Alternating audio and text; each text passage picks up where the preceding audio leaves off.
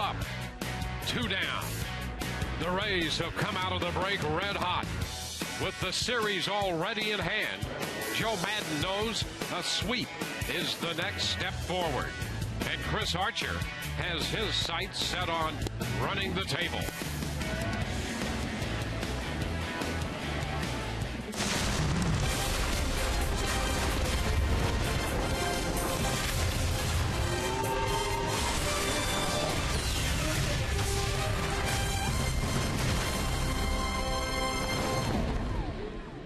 We greet you on a gorgeous day in Minneapolis, Minnesota for the wrap-up game of this series. Game 3 between the Rays and the Minnesota Twins. The Rays have captured the first 2 games of this series. They continue in the American League East to run 8.5 back. Baltimore up by 4 on New York and Toronto. Hi again, everyone, and welcome to an afternoon of Rays baseball with Brian Anderson, Dwayne Stats, Todd Callis along a little later. Well, the Rays have actually won 4 in a row and 13 of their last 17 as they continue this surge. A big part of all of this has been a renewed offense led by a number of Rays hitters, most recently Ben Zobrist. Well, and let's look at Ben Zobrist over those last 17 games. This is a guy, when you think about Ben having success at the plate, he has good control of his strike zone, and you can see by the numbers right here that that's the case right now in this recent hot stretch. 353 average, the on-base percentage at 444 because of the fact that he's been able to work those 12 walks going up against just 9 strikeouts, and he has been extremely clutch also during this time frame. 417 batting average with runners in scoring position. On the mound this afternoon, the young, hard-throwing right-hander Chris Archer is trying to get back to where he wants to be, coming off a couple of outstanding decisions last year against the Twins. So it'll be interesting to watch him today. Yeah, and a couple of outings for Chris Archer most recently have skewed his numbers in his last 4 starts. As you see the breakout there, the previous 7 starts, 6 of those, he gave up just 1 or 0 earned runs. But overall, over his last 11 starts, he's given up 2 earned runs or fewer in 9 of them. For Chris Archer, it's going to be, as we go for the sweep today, it's going to be the case control your emotions and control your powerful stuff here in this Sunday afternoon game. If he's able to go out and do that, the Rays should walk out of here 3-0.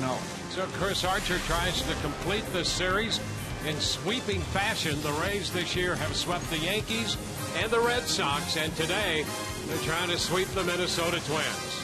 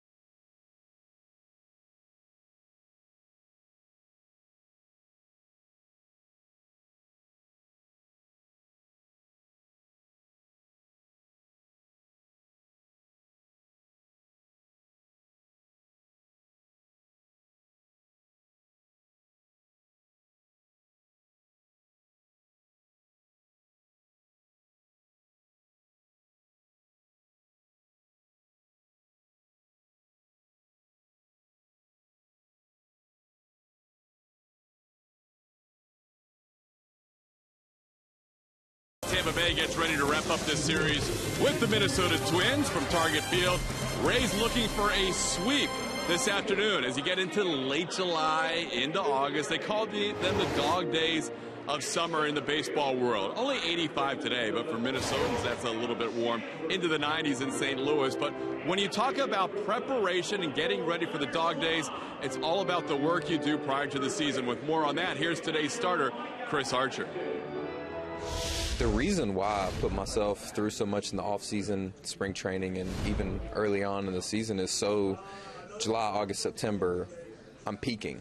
I want to be at the top level of my performance in these months, and that's the mentality. I schedule my regimen towards that, so I feel good. Those 4 days of doing nothing really helped, so my body feels great, and I'm ready to go into this second half of the season strong. There is Chris Archer and his battery mate Kurt Casale as the Rays get ready to take on the Twins. Archer pitching here once prior last season, fared very well in that outing. With more on that and the opening lineups at first pitch, it'll be Dwayne Stats and Brian Anderson right around the corner. The Rays and the Twins wrap up the series on a Sunday afternoon next on Sunsport.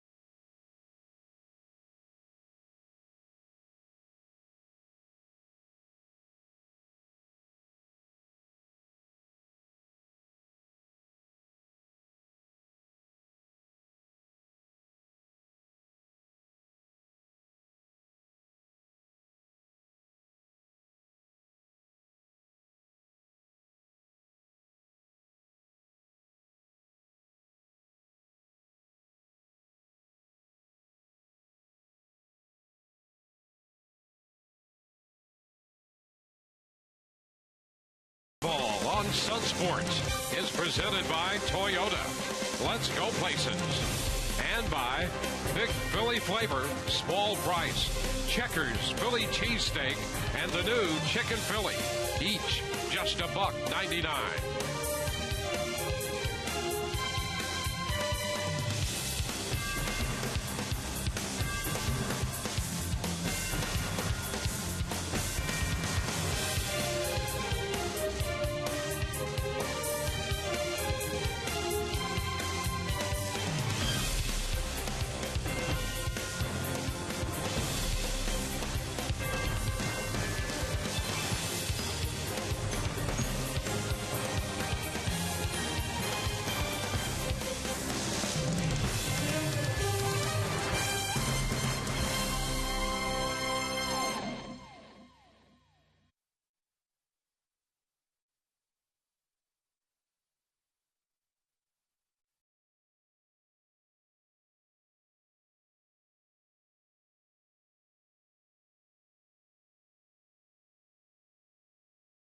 Vegas for the wrap-up game of this series.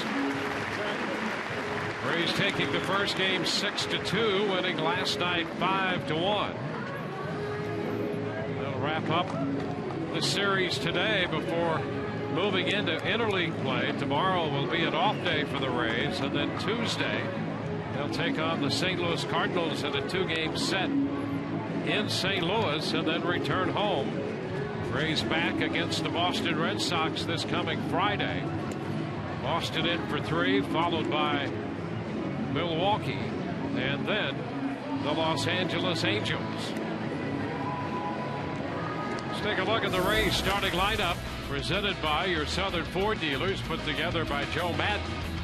Desmond Jennings again in the leadoff position, followed by Ben Zobrist playing second base in this game, and Matt Joyce back in the lineup hitting third. He'll be in left field. Evan Longoria cleanup. James Loney at first with Brandon Guyer the DH. Yunel Escobar at shortstop. The catcher is Kurt Casale, who made his major league debut here Friday night and was impressive. Kevin Kiermaier in right will bat ninth. And they'll be going up against Kevin Correa, the right-hander for the Minnesota Twins, making his 20th start of the season. And don't let the numbers fool you. They have been skewed by a horrendous start. First 8 starts of the year, Correa was 1-5 with an ERA of 6.80. But in his last 11, the wins haven't been there, 4-6 record, but the ERA a very respectable 3.22. So he's been throwing the ball much better over the last couple of months. Yeah, not a lot of run support for Correa this year from this Minnesota offense. He made 31 starts for this team a year ago, was a 9-game winner. And we are set to play baseball. First pitch of this game, Desmond Jennings tracks it for a strike. So we are underway. The first pitch presented by Pinch a Penny. 84 degrees here in Minneapolis today. Under sunny skies, a few scattered white clouds. Jennings hits it high, deep the opposite way, and that ball is going to be off the wall. Arcia plays the carom, and it's a double for Desmond Jennings to start this game. Now, Kevin Correa really relies upon his defense. The Rays going to put the ball in play a lot today, and this was a pitch that was middle away, and a nice job by Desmond to really drive this ball the other way. A tremendous amount of carry on that fly ball. It gets high up off the wall, and the Rays with an immediate threat here in the first. Yeah, that's a difficult decision for that right fielder with the overhang, that little balcony out there in right field. You're never quite sure if the ball's going to drop in there for a home run or hit off the front of the balcony, and that one hit off the wall. First pitch to Zobrist is high. 1 ball, no strikes. You've got the right guy at the plate right now with this opportunity. Ben Zobrist the last few weeks has been red hot at the plate, as we highlighted in the open, and he's done a great job with runners in scoring position as he finds himself in right here. 5 out of his last 12 in this situation, .417 average.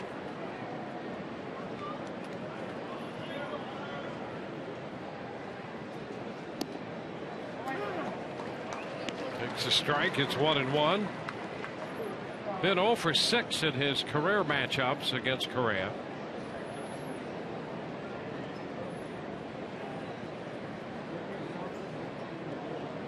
First inning opportunity for the Rays.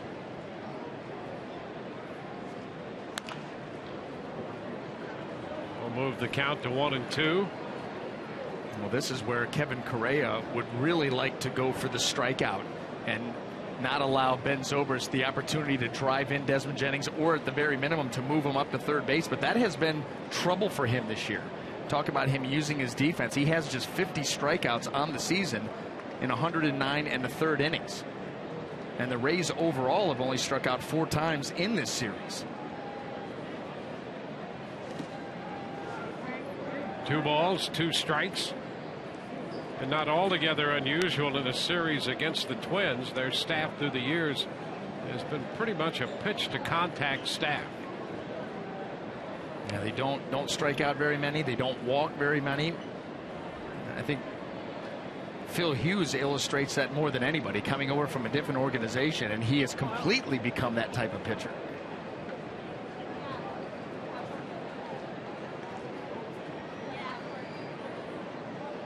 A step back by Zobrist.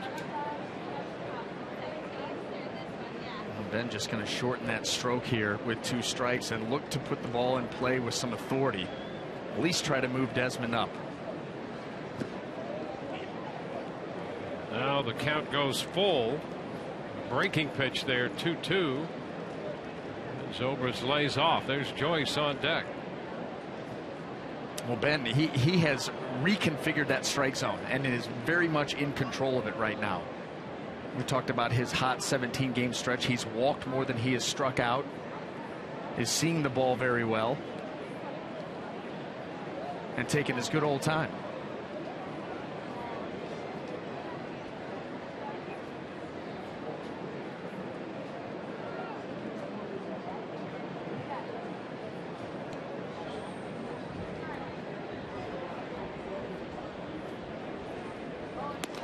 And ball 4 is outside, so there's a walk. The first 2 men aboard. A really nice job by Ben Zobrist to be able to work that walk. And let's take a quick look at the Twin defense, which you'll see them plenty this afternoon. In the outfield, left to right, you have Josh Willingham, Sam Fuld, and Oswaldo Arcia. Across the infield, third to first, Eduardo Nunez, Eduardo Escobar, Brian Dozier, and Kendrys Morales. Eric Fryer gets the call behind the plate this afternoon.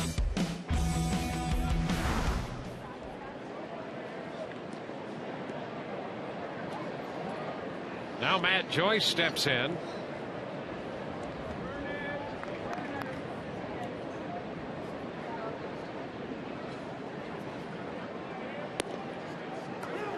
There's a strike to Matt.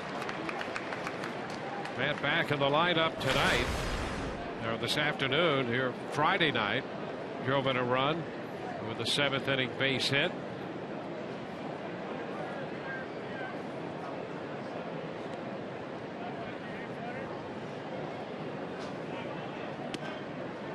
That's wide, 1-1.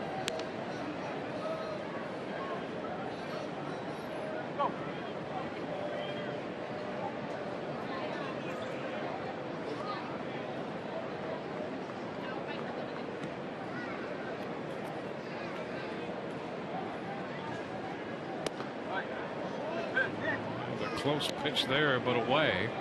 Off the plate, it's 2-1. That's the way that Correa is going to pitch. Change speeds, breaking ball, changeup, fastball, cutter.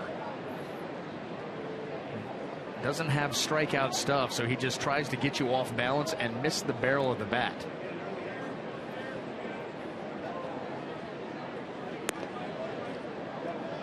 Now 3-1.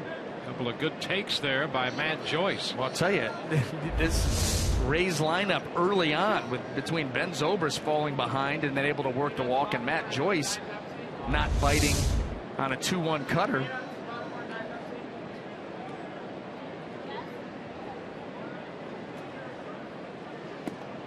And ball 4, that's going to load the bases. So the Rays being very patient here with Correa, who is not overpowering. So the Rays trying to force him to work. And they've loaded the bases with Evan Longoria due up. As soon as Desmond Jennings hit that ball off the wall to right field, Correa has started to nibble. And the Rays hitters, Ben Zobrist, number one, that's why you loved him in that spot, because of his ability to work counts right now in his favor, and he's seeing the ball well, and they're just not going to go out there and give in to Correa, who has begun to nibble. They've taken advantage. And Rick Anderson, the pitching coach, spending some time with him out there on the mound. Here is a golden opportunity as the Rays come to the ballpark today with sweep on their minds. And here in the first inning, they've loaded the bases with nobody out. And Evan Longoria at the plate. He's after the first pitch and a cut and a miss. A little cut fastball there at 87 from Correa. And Evan just a little bit underneath that. Well, this is a situation when you do put yourself in a position to sweep, which is never easy to do. You got to take advantage, and this has big inning written all over it. It's low and blocked by Fryer, the catcher. When no team likes to play a series and lose all the games, especially at home, so you know you're going to get the Twins' best shot today.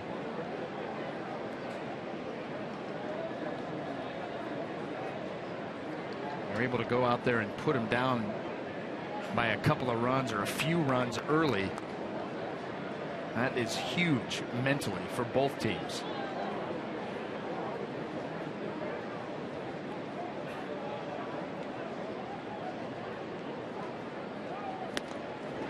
Cut.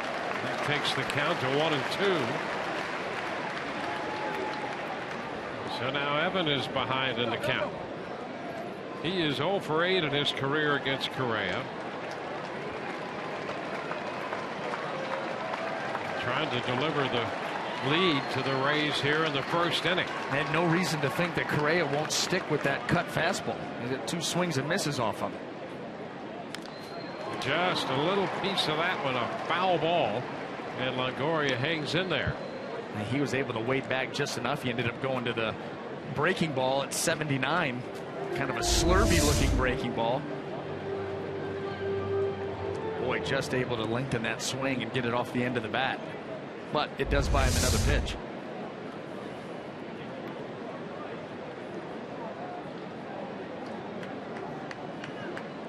Having 1 RBI short of tying Carl Crawford for the all-time team RBI leadership. It's a fly ball into short right. Arce is there to make the catch. Jennings will tag but hold, and the bases are still loaded.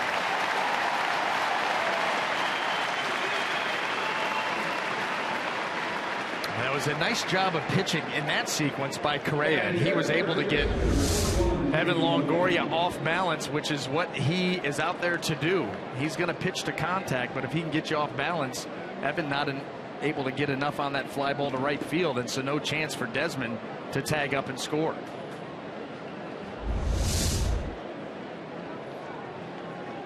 Well, here's a contact man, James Loney. Loney had 2 hits last night and grounded into 2 double plays. The Twins turned 5 double plays last night. That's what they're looking for. The Rays looking for the first run or 2 of the ball game. Pitch is a strike. Loney with 2 career home runs off Correa among the 8 hits he has in 34 at bats.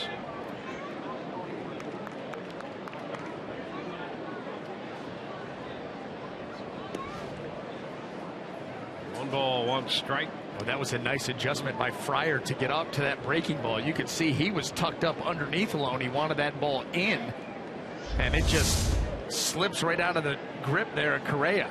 And you're expecting something in and able to readjust that glove. That saves a run right there.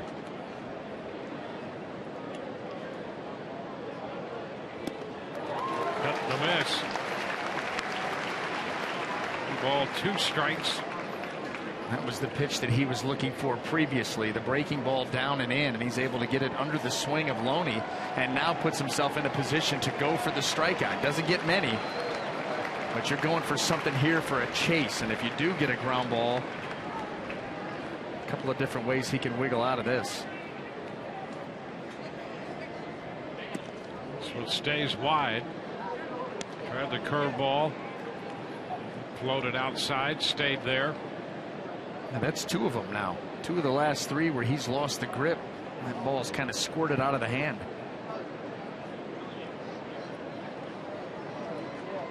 Chris Archer thinking to himself, don't tease me. Played some of these guys.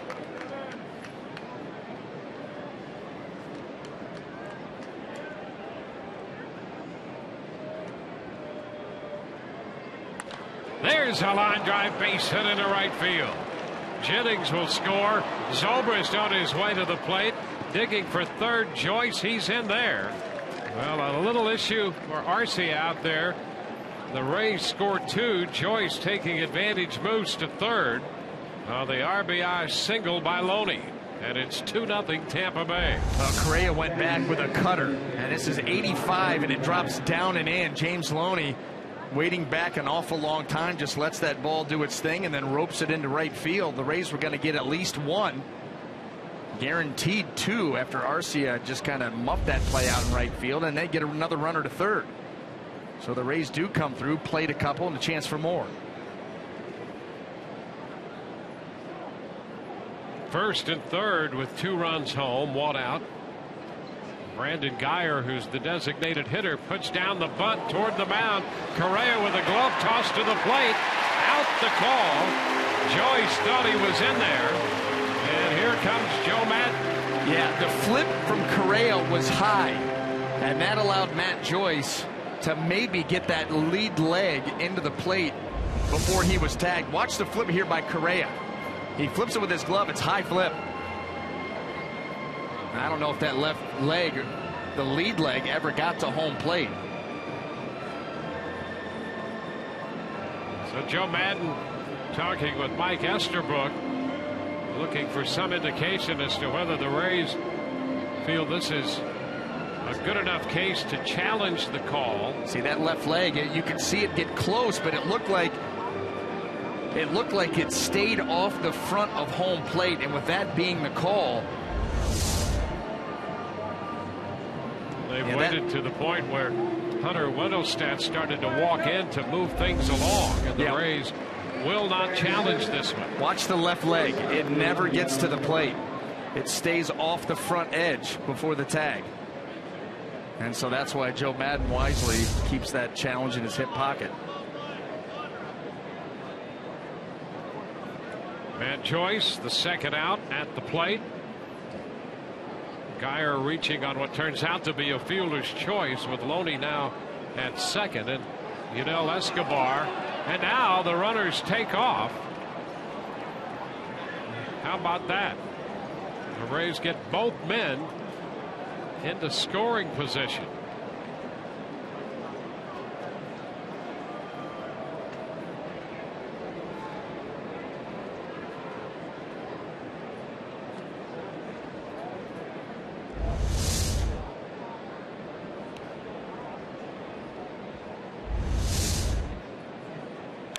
Escobar drives this one toward right center. Fold is coming on and makes the catch to retire the side. Rays come up with 2. They lead 2-0 Tampa Bay.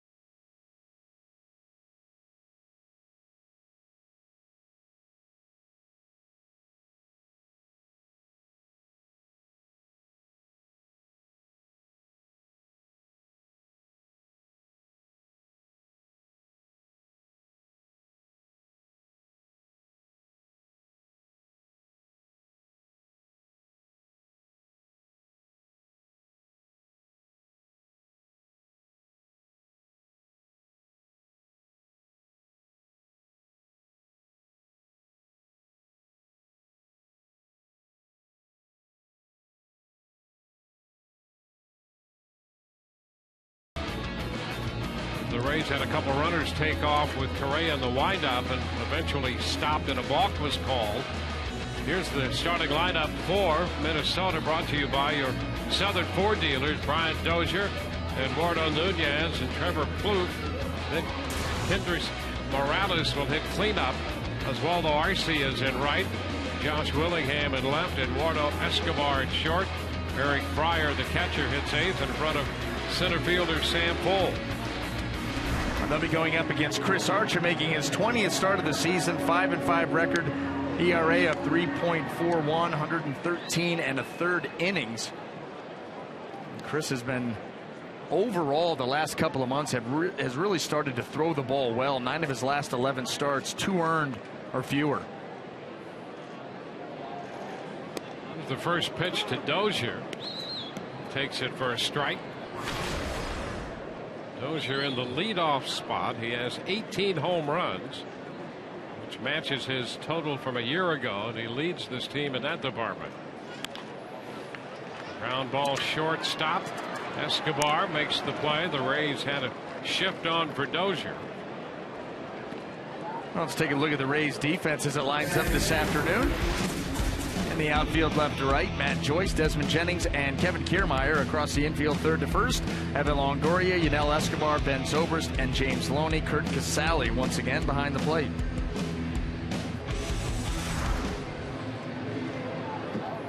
There's Eduardo Nunez.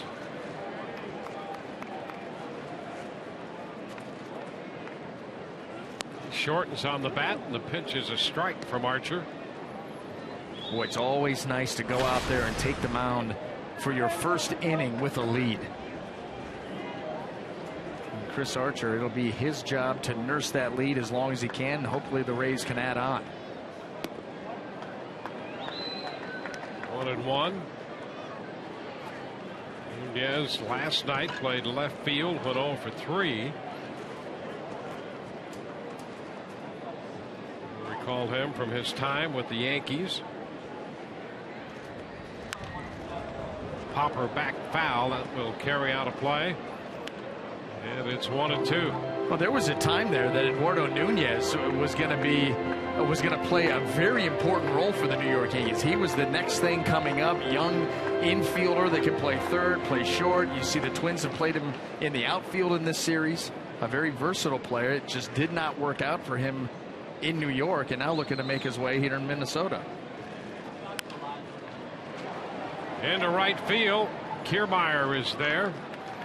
Nunez out number 2. A fly ball to shallow right toward the line. 2 up and 2 down. And this is Trevor Plouffe.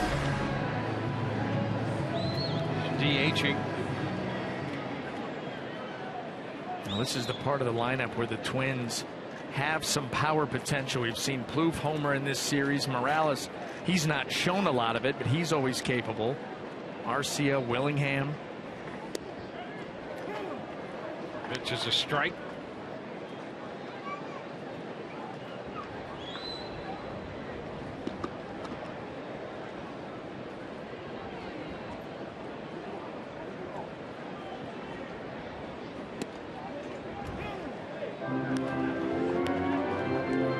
Early going, we've seen Chris Archer 92 to 97 with good command of that fastball, spotting it well away from these right-handed hitters, and that plays into that slider very, very well. 1 ball, 2 strikes, and he is approaching the proverbial second half of the season. As we mentioned, way fewer than half the games left. The Rays starting this one with a record of 46 and 53, but Archer looking forward to the post All-Star schedule, feeling strong, and has in his mind that he can finish strong as well.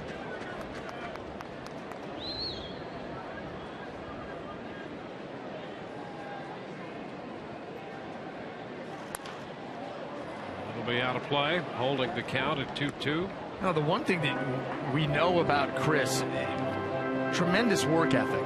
You know, not just in his bullpens working on pitching, but just in keeping his body fresh and strong for the long haul. That's what I think people don't realize is a 6-month baseball season on top of a month and a half of spring training takes a toll on the body, and you really need to take care of yourself. Into right field, Kiermaier back toward the corner is there and makes the catch. 1, 2, 3. Go the Twins. On to the second. It's 2-0 Tampa Bay.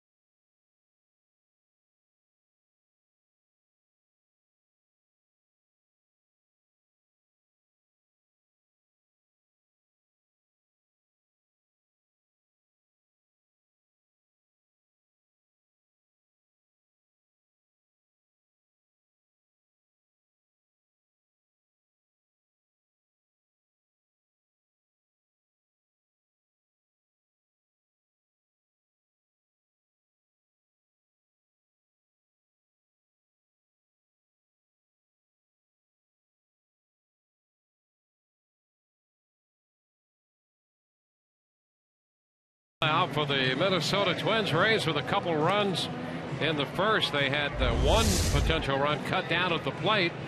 Matt Joyce caught here as the Rays tried the bunt play to get him home, and he failed to get to the plate. And then later in the inning, Correa with men at first and second started from the full windup, and the runners took off as you would expect they would. And then he stepped back off the rubber, and the balk was called by Mike Estabrook. And the Rays left those men at second and third when Escobar hit the fly ball into right center. Kurt Casale in a line drive. Hard hit, but right at the third baseman, Nunez. Well, that's all you can do is hit the ball hard. Casale did exactly that. You know, that speaks, as we take a look at Kurt Casale's swing here, that was a rope. That more or less caught Eduardo Nunez. It was hit so hard. But I'll tell you something, that really, you have to wonder, that may bode well for the Rays in this ball game down the road here with Correa, because you got to wonder a pitcher's mindset with runners on first and second base, and you're so kind of out of it and dazed a little bit that you go to the windup. You just wonder where a guy's head's at. And if that's the case, the Rays, well, they could have a big early part of this game. Yeah, either that or that pitcher gets focused in a hurry after kind of a wobbly first inning. We'll see. Well, if that's the case, then that's misguided focus, because runners on first and second going to the windup. I mean, you hand them second and third. Yeah, one way or the other. That's kind of a wake-up call for a guy to say, hey, let's get with the program and get back on track. And you're absolutely right. That is a big mistake. 2-1 the count here on Kiermaier. Well, this Twins team back on their heels right now, the way that the Rays have come in and played in this series. The first two games, and then obviously the first inning of this game. Looper is going to be over the head of Escobar. Kiermaier with that aggressive turn, but hangs on. Willingham up with it in shallow left, and there's a base hit for Kiermaier. Well, he hits the ball hard, it finds holes. He hits the ball softly, it drops in. This ball gets in on Kiermaier. He's going to get himself, or have to get himself, a new bat. As that ball got in, you could hear it crack, but there's enough strength behind the swing that he just soft serves it right over the head of Escobar. How about that? That gives him 12 for his last 20. Rays with some speed at first and an aggressive nature. Pitch comes in high to Jennings, and you can see Correa right there. They got out of the stretch, try to hurry his delivery to the plate. Yep, you could see it in his body, and then where that pitch ended up. That's what a stolen base threat will do, or can do. Force a pitcher to alter his mechanics, which will benefit the hitter. Ground ball headed up the middle. There's a base hit into center. Kiermaier heads to third. He'll make it there without a play. So a base hit up the middle. Jennings is 2 for 2. And good base running by Kiermaier. Yeah, tell me another guy that goes from first to third on this. This is a sharply hit ground ball up the middle. Sam Fuld throws well, we know that. And Kiermaier, low cut second base, doesn't hesitate and gets over to third. Scoring position, less than 2 outs. Another huge base running play by Kevin Kiermaier. Well, he shows you how important base running is. That's something that Joe Madden had emphasized with this club right from the very beginning of his tenure. And you get a lot of managers who reference that, try to highlight it, but boy, you get a guy like Kiermaier, and it's readily evident how important that is. And readily evident on how you should play the game. Yep. I mean, you're telling me he's the only guy that's capable of this? You know, I mean, really? Yep.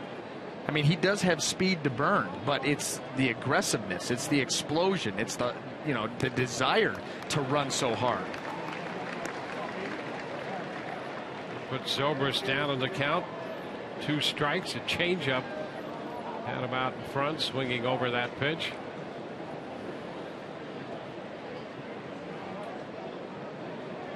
Well, he was down 1-2 in his first at bat, ended up working a walk.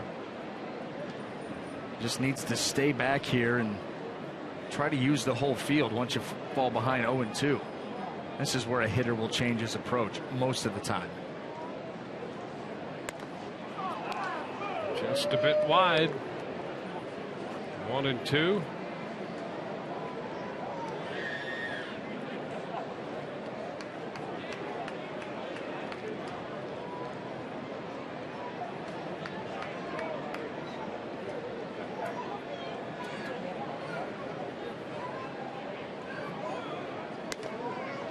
Up and away. 2 balls, 2 strikes. Correa at times will hit 90, maybe 91, but most of his velocity readings will be below 90. And doesn't have that sharp finish to his pitches, and that's why you see the low strikeout total and the fact that he relies heavily upon his defense.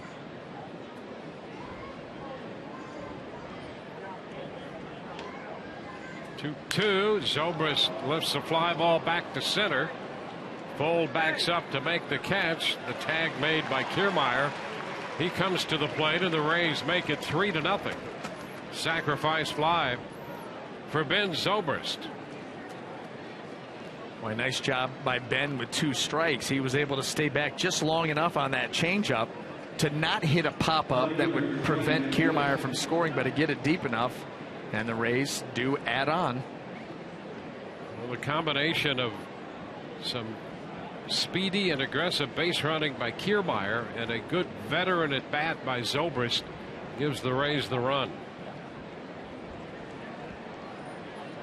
Here's Matt Joyce.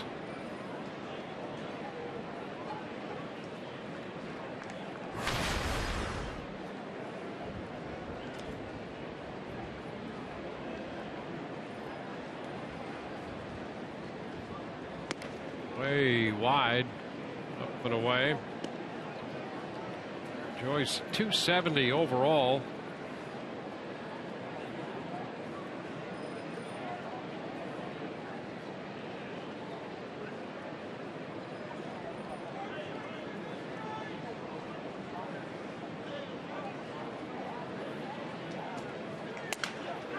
On the ground to Dozier at second. The Rays are out in the second, but they had a run. and lead 3-0.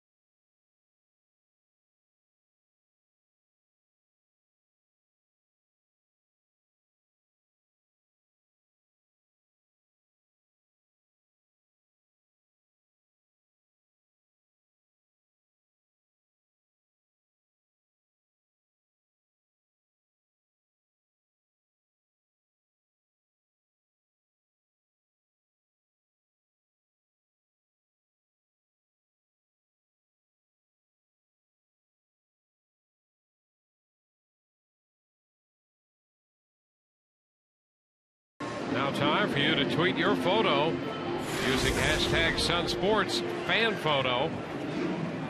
For that, a chance to have it shown in our broadcast later in the game, brought to you by AT&T.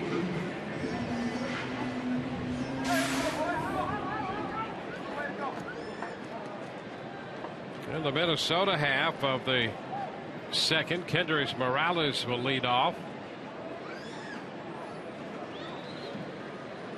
Oswaldo Arcia and then Josh Willingham to follow. There's a first pitch strike from Archer. Chris with a 1-2-3 first inning. Made just 12 pitches. He's averaged a little over 16 pitches per inning this year. 1-1. That was one area of his game that he really wanted to improve. You know, he looks up to David Price and the way that he goes about doing his business so efficiently, and Chris Archer has earmarked that in wanting to get into that 15 pitch per inning range, not that far away. Fly ball lifted toward left center. Joyce on the run is right there to make the catch. Nice play by Matt out there in left center field. Now, the one thing, when you look at this ballpark, there is some ground to cover as you get out into left center field. 377 out to 411, so you need to have your outfielders placed well. They need to get good jumps and be able to cover some ground, and that was a nice job by Matt. As you see the Rays starting to shift over here on Arcia. Arcia hitting just .216. He does have some big time power. 5 home runs, 18 runs batted in. Right back to the mound. Low throw, and Archer throws it away. Skipping past Loney. Arcia heads to second and is in ahead of the throw. Well, an easy out. And Archer throws it away at first base. Well, a little bit of a rush on this throw here. It was a great pitch. A first pitch changeup to an aggressive hitter. And then you see Archer just kind of short arm that ball. Yeah, he even took a crow hop. That front shoulder comes open a little bit too soon, and you can see immediately frustrated. Now, the key for Chris Archer, because we have seen innings get away from him in the past, where mentally something happens and the inning will start to unravel. Important for him to collect his thoughts, collect his emotions, and go back to work. Second error of the year committed by Archer. And now here's the first pitch to Willingham.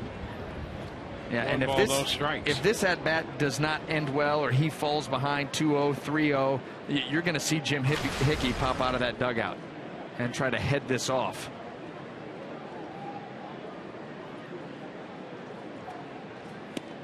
That's a strike. Here's the other element in this game. Mike Estabrook, the plate umpire.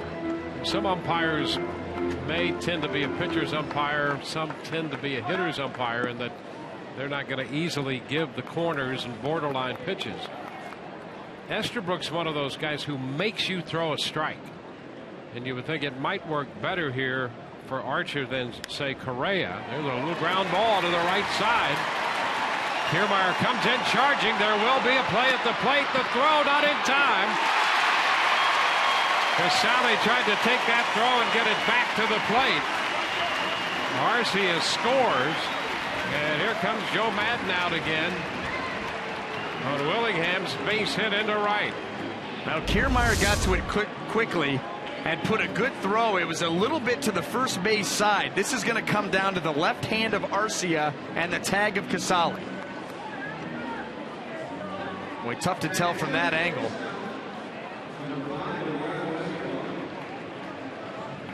Diving back, left hand. Boy, it got in there. You just can't tell if he caught the thumb on the way in or what, but no challenge, and that's going to be a run for the Twins. And I'll say this for Estabrook. He had a perfect position to call that play as it developed. So it's 3-1 now. And here's Eduardo Escobar. Ground ball down to first. Out there, the tag play on at second. Out there, the Rays get the double play. So a 3-6 double play. That retires the side. 3-1 through 2 Rays.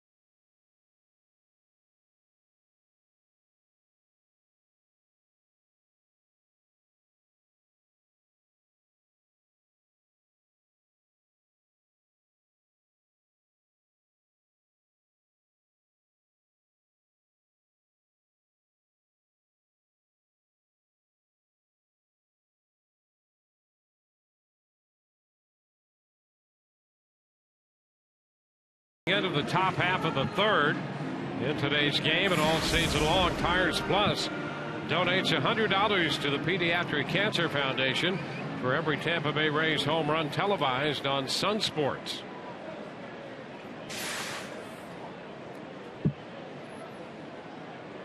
Evan Longoria set to lead off here in the third. Twins put a shift on for him. That ball is just foul. Back a third. Longoria, Loney, and then Geyer.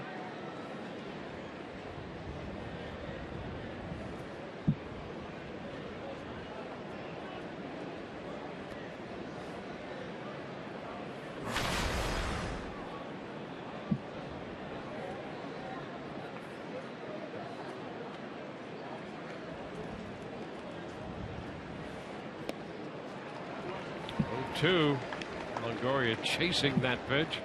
And that's the key word, chasing. And that's been Evan Longoria's issue this year in not being as productive as he would like, as the Rays would like. He has really expanded that strike zone, I think, in an effort to try and do a little bit too much from time to time. There you go. Down the left field line. That ball will be fair and roll to the corner. Evan rolls into second base with a stand-up double.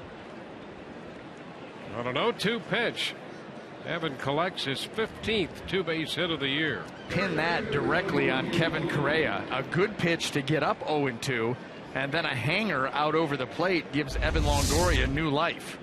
Here it is.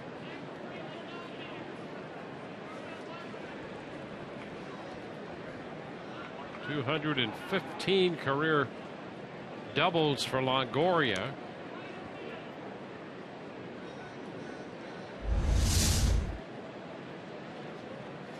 He's in scoring position for James Loney.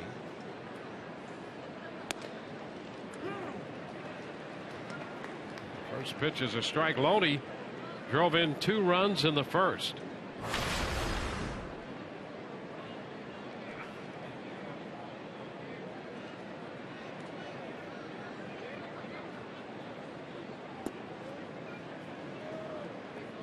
One and one. 3-5-1 for the Rays. 1 run, 1 hit, 1 error for the Twins.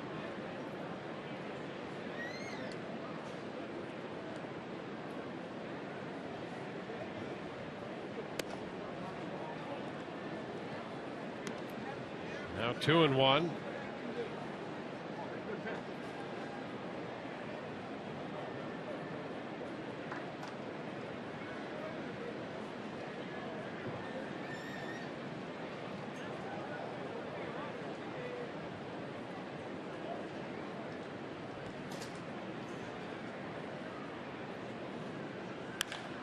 Liner into center field. That'll be charged by Fold, and Longoria will stop at third. First and third as Loney hit the ball hard, and Fold aggressively playing that one in center field to prevent Longoria having any idea of trying to score. Well, there was no way that Evan, here with nobody out, that Tom Foley's going to send Evan Longoria. This ball hit too hard. It's smoked into center. You see how quickly it gets to Fold. At that point, Evans not even to third. So you just keep your options open as the Rays continue to keep the pressure on. 6 hits now for the Rays. Here's Brandon Guyer.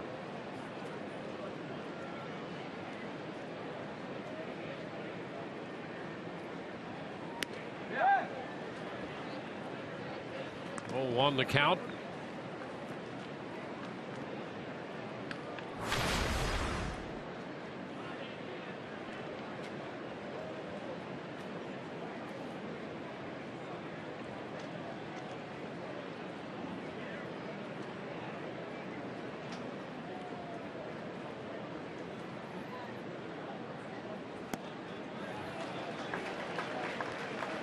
Hoping in 2.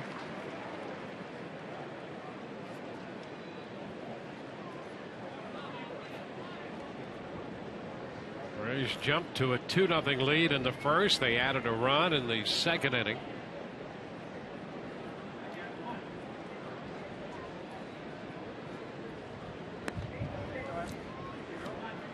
Guyer does not offer on that pitch, darting down and away.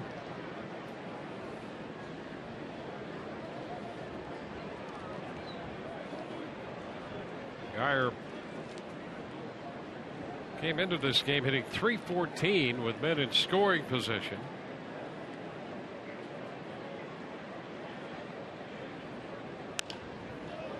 Up the right side, foul, out of play.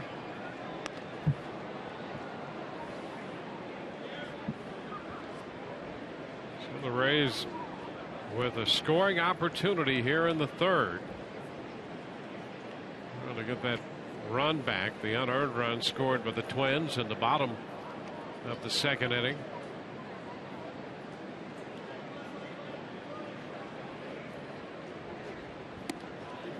Geyer is out on strikes. Big strikeout for Correa, and his first of the game. Yeah, he doesn't get many. The Twins as a team, that's just their 5th strikeout of the series, but you're right, a big one. Runner on third with less than 2 and just kind of ties up Brandon Geyer on that pitch in right on the corner.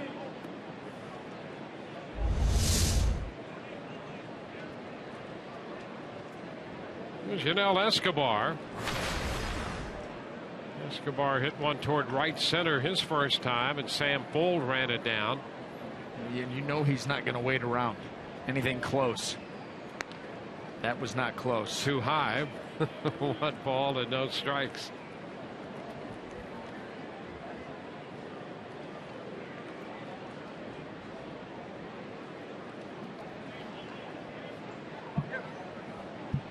Escobar in the 5 games leading up to this one since coming off the DL, 6 of 19. Factored out to a .316 average.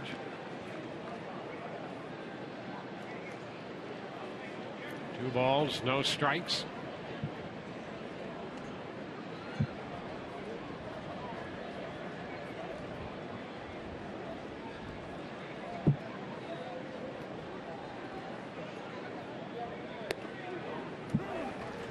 Two and one.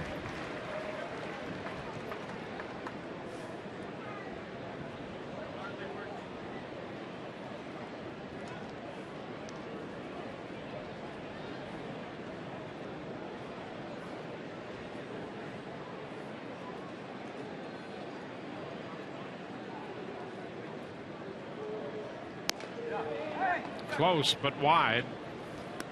3 and 1. See with runners on, Escobar wanting to go after that pitch, but checked just in time. Well, that speaks to the game plan of these Rays hitters off Correa.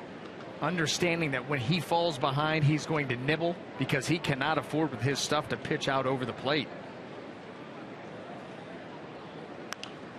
High popper drifting toward the stands. That is out of play.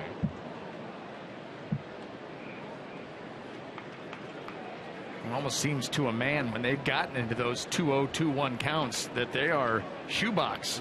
You got to hit a shoebox. Wherever I want the pitch, wherever I like and prefer pitches, that's what I'm going to concentrate on. If it's not there, I'm going to take it.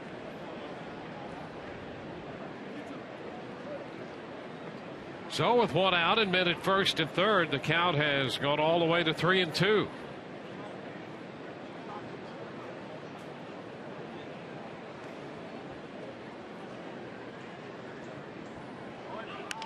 Escobar shoots it into right. That's going to fall fair.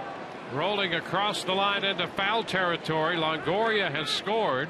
Loney into third. It's a double for Escobar, and the Rays have a 4-1 lead. So a big hit for Escobar, driving in his 23rd run of the year with his 12th double. Patience, patience, patience all afternoon here for the Rays hitters. And we're just in the top of the third, but it has been an ongoing theme. This ball runs a little bit in on Escobar, but he sees it for a long time, able to inside out it, drop it into right field. Another run and still more trouble. And here's Curt Casale. He may have hit the ball the hardest of anybody in the Rays lineup when he lined out to the third baseman Nunez back in the second. Second and third now with one out. The infield up a bit. And the pitch is a fastball for a strike. Casale was hitting .237 in the minor leagues when he got the call. That was at Durham. His career numbers over 4 seasons in the minors, however, pushing .280.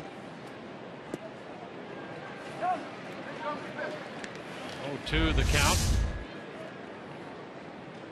Here's that line drive he hit, and a great shot right there, right down to third. Got down there pretty quickly, even in slow-mo.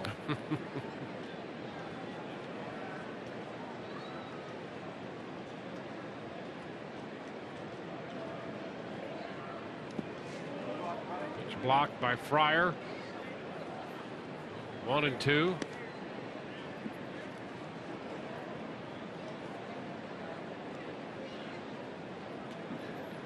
A 2-run first, a run in the second, another run in the third.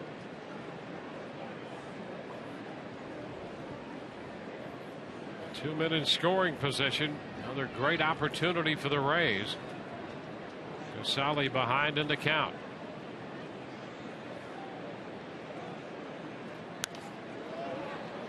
Fouls it away.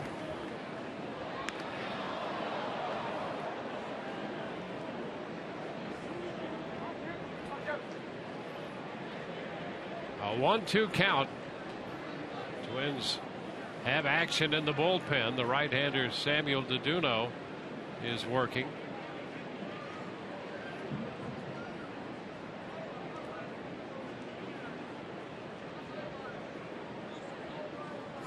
And there is strike three call.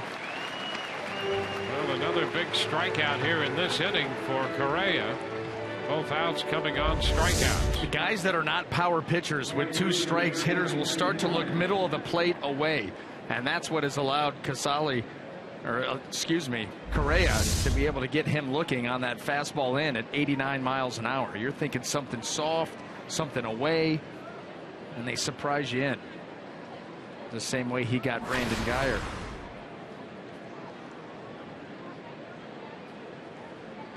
It's Kevin Kiermaier now with 2 men in scoring position and 2 outs. Takes the pitch close up. Kiermaier singled with 1 out in the second inning, and that led to a run. He scored on the sacrifice fly by Ben Zobrist.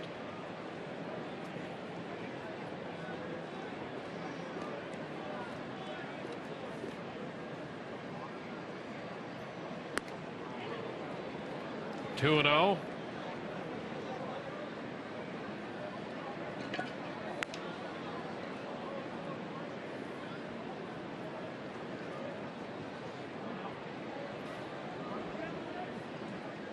Correa made 25 pitches in the first inning, 14 in the second. Another extended inning going here in the third for him. He's in the mid-60s now in pitch count. And he's behind Kiermaier. 3 balls, no strikes. Oh, patience, patience, patience. Now you can really look for 1 pitch in 1 spot. They're just going to put him on now and go to Jennings with the bases loaded. It'll be the 3rd walk of the game issued by Correa. Turns out to be an intentional pass after falling behind 3-0. And Anderson heads out to the mound. The pitching coach will remind you of Madden's summer social tickets now on sale. Don't miss your chance to mix and mingle with your favorite Rays players and coaches at the exclusive event Sunday, August 17th. Go to RaysBaseball.com/broadcast auction to purchase your tickets now. All proceeds benefit the Rays Baseball Foundation.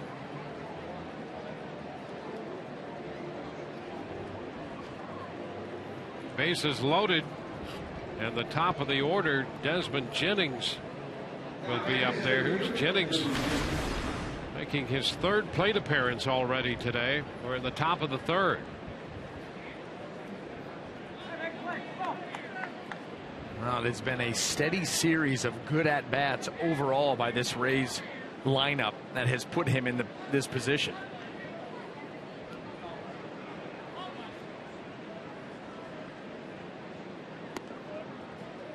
First pitch misses down.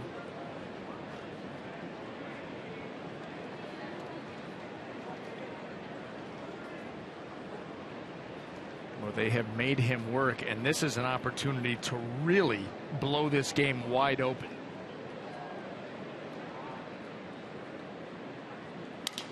Broken bat and a fly ball to center.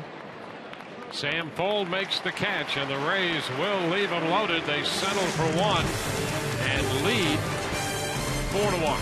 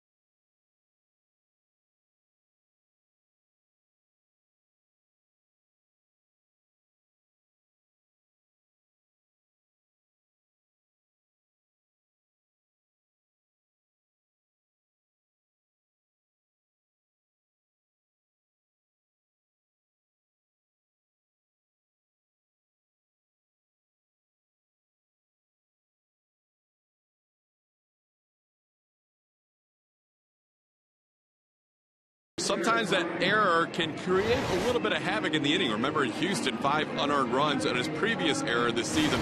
Last time he did a good job of righting the ship. Here's Archer about staying composed on the mound.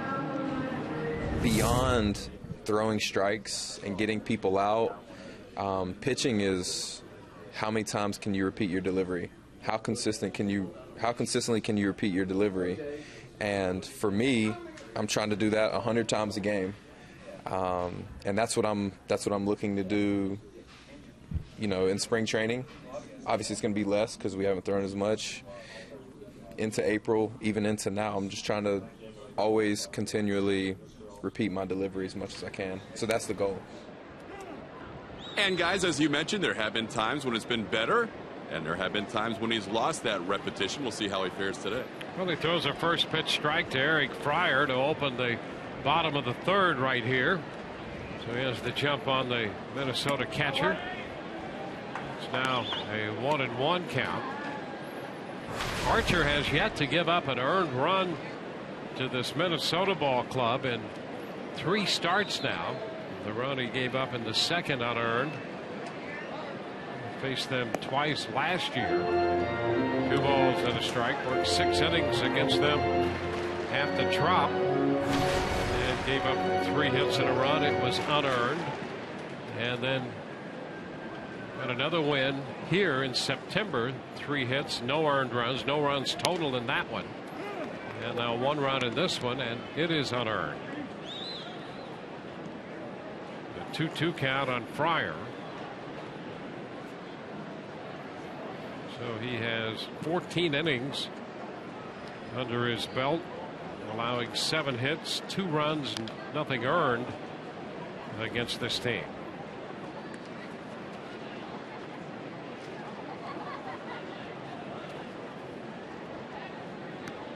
A lot of times you just match up well against particular teams. Chris Archer matches up well with just about any team that he's going to face. The onus falls upon Chris. If he executes, his stuff is so explosive and electric that he can confound any lineup. This with a 2-2 slider, and the count goes full. Fryer been in parts of 4 major league seasons with the Pirates and the last couple with the Twins. Puts it on the ground, foul outside of third.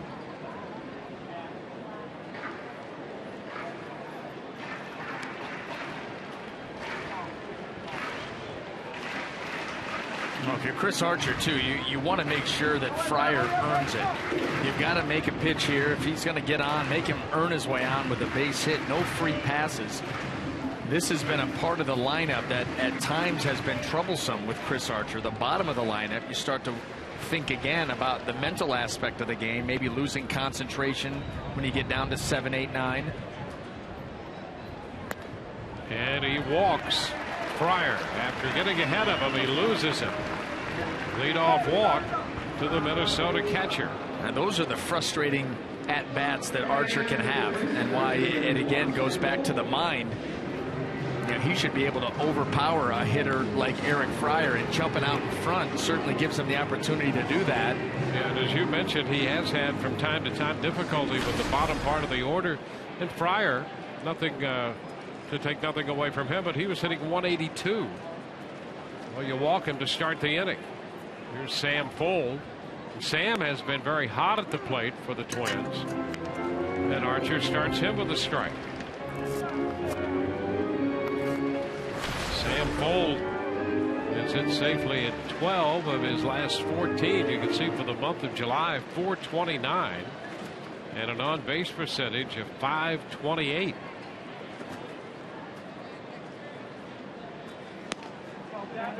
Close right there, but a ball, and the count is 1-1. And really don't understand why. That's a good pitch. Sam Fuld is not 6'5", and this is definitely over the plate, and it's right there at the knees. I mean, come on, you cannot miss that pitch. Borderline pitch, yeah, that's not borderline. Strike 2, 1-2.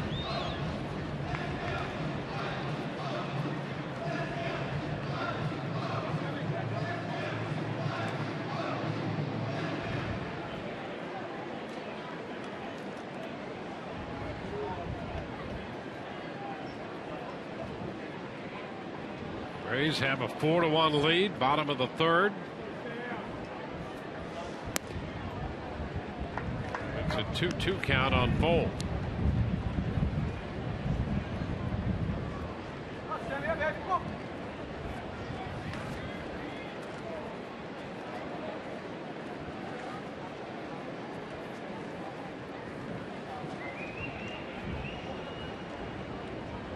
Dozier's on deck. This becomes a big pitch to Fold. And now, oh, he went around. What a great pickup by Casale as Fold tried to check. And Mike DeMuro down there at third base says he went after that pitch. And Archer picks up his first strikeout. Well, just a little bit too far. Sam Fold got a little bit whippy with that bat. And Casale has to watch the backhand, and he's got to reach all the way across his body in order to come up with that pitch.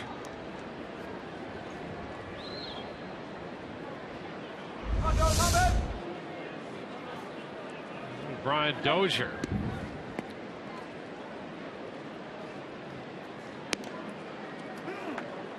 First pitch is a strike. Slider. You don't want to make a mistake to this guy.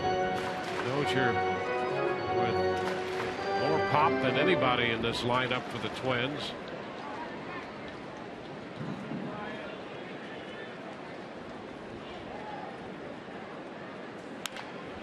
Down to third. Longoria to Zobrist. One. First base. Safe the call. They get Fryer on the force at second. Dozier reaches on a fielder's choice. Well, Evan Longoria is going to have to back up a step to be able to get a good hop. And then 2 long throws need to be made. And Joe Madden wants to take the walk out.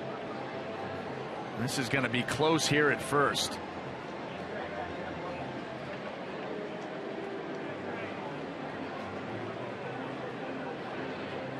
Joe looking back, wondering if this is worth the challenge. It's not.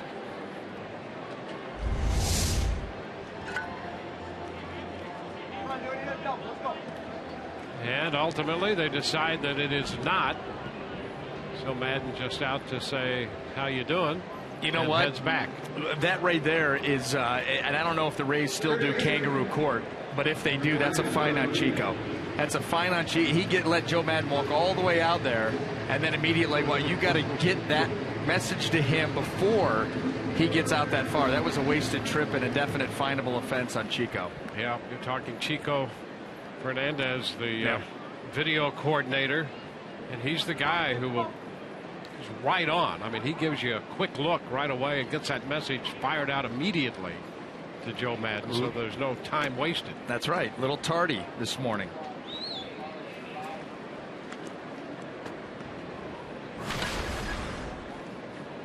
Want to know the count to Eduardo Nunez.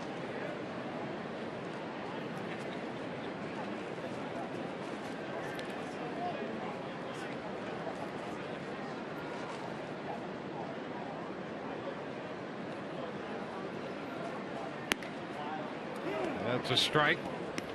It's 1-1.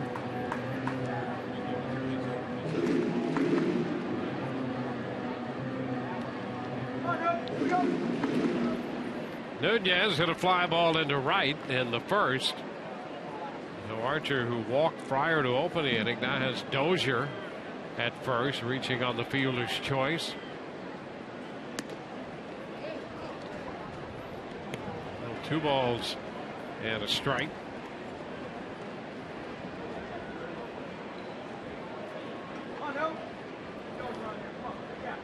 Archer had a quick second inning despite giving up the unearned run. He made only 8 pitches in that inning.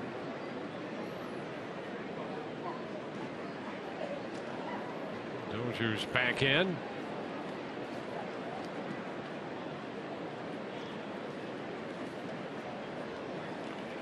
The Rays since the 11th of June have gone 22-11. The only team with a better record than that would be the Angels.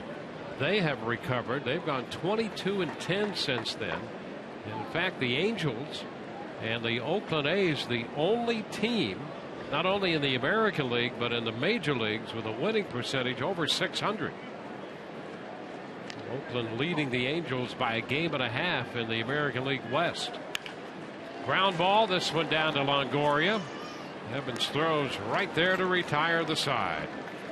Man left on base after the leadoff walk. We're through 3 and the Rays lead 4-1.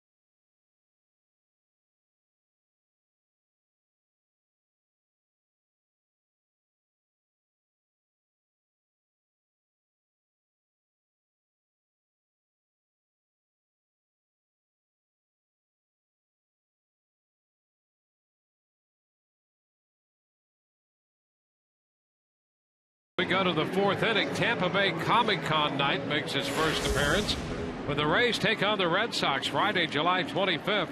Purchase this special event ticket and get a discounted seat in the press level and an exclusive Raging Grant Balfour figurine. Call 888-FAN-RAYS or visit RaysBaseball.com/special events. Dwayne, you take a look at that figurine. What are you more nervous about? Getting punched by Grant with those shoulders, or how about kicked with the quads? Fire out that. There's a lot going on there. Yeah, you don't want that to be enraged. Or drug tested. One strike the count to Ben Sobers. Yeah, gets testing by all means. The Players Association involved. 1-1. Hey, listen, anybody that comes into camp looking like that, yeah, you know what? Here we go. Yeah, Day 1. Sound the alert. Red flag.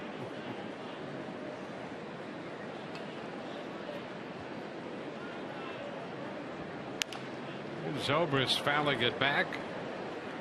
Now 1-2. It'll be Ben, followed by Matt Joyce and Evan Longoria in this inning.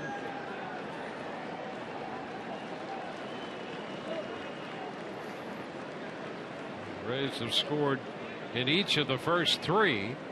2 runs in the first and single markers in the second and third innings.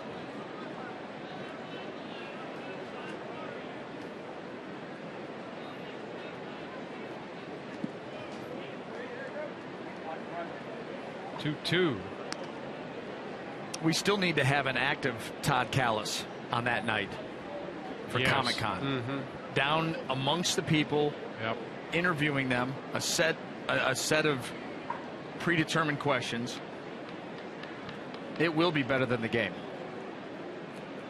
Todd among his people. Fly ball, left field. Willingham is there.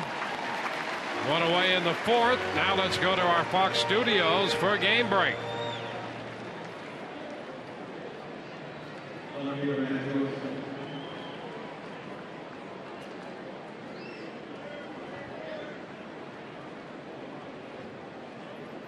All right. Thank you, Rich. Boy, the Rays could use some help from the Reds. If they'd like to lend a helping hand, the Rays would gladly take that. Right now, a 1-run ball game in the Bronx. Chopper fouled outside of first by Matt Joyce. That's a strike. I think everybody in the East is feeling the heat. I mean, you saw yesterday everybody in the Division One. Yep.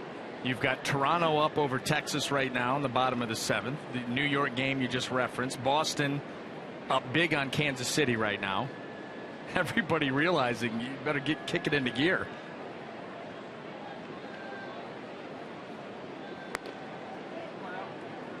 One and one. Well, the Rays trying to do something that has not been done before, and no club has ever overcome, being 18 games under 500 and gone on to reach the postseason.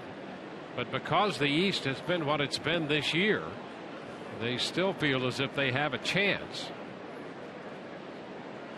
The one issue with that, if one of those clubs should suddenly get ultra hot, then that becomes an issue. Makes it more difficult for the Rays. Unless the Rays are that team.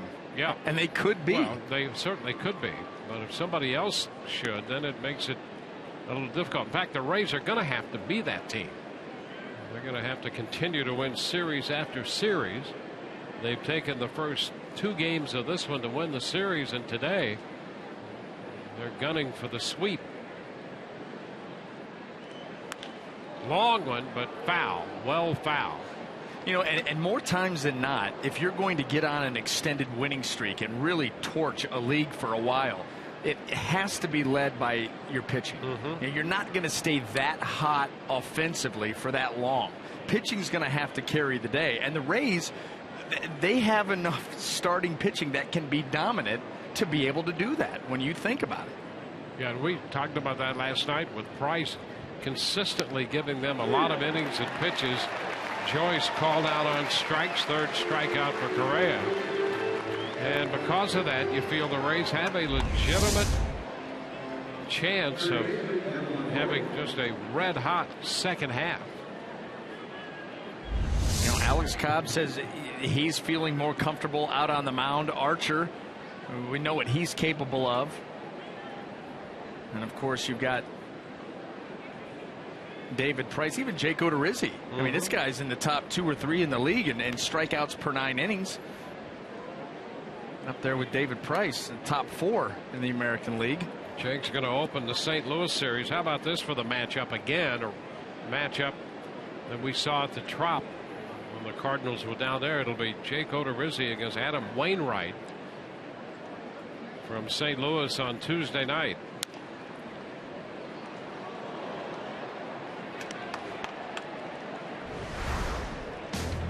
There it is. Wainwright 12-4 with a 183, and Odorizzi 5-8 with a 4.01 earned run mark. He pitched very well in that matchup against the Cardinals at the Trop. It was a 1-0 final. St. Louis winning that game. Jake Odorizzi, of course, grew up near St. Louis, rooting for the Cardinals, and now gets an opportunity to go back and pitch against them in St. Louis. So you know he's going to be geeked for that start. Yeah, grew up just across the river in Highland, Illinois.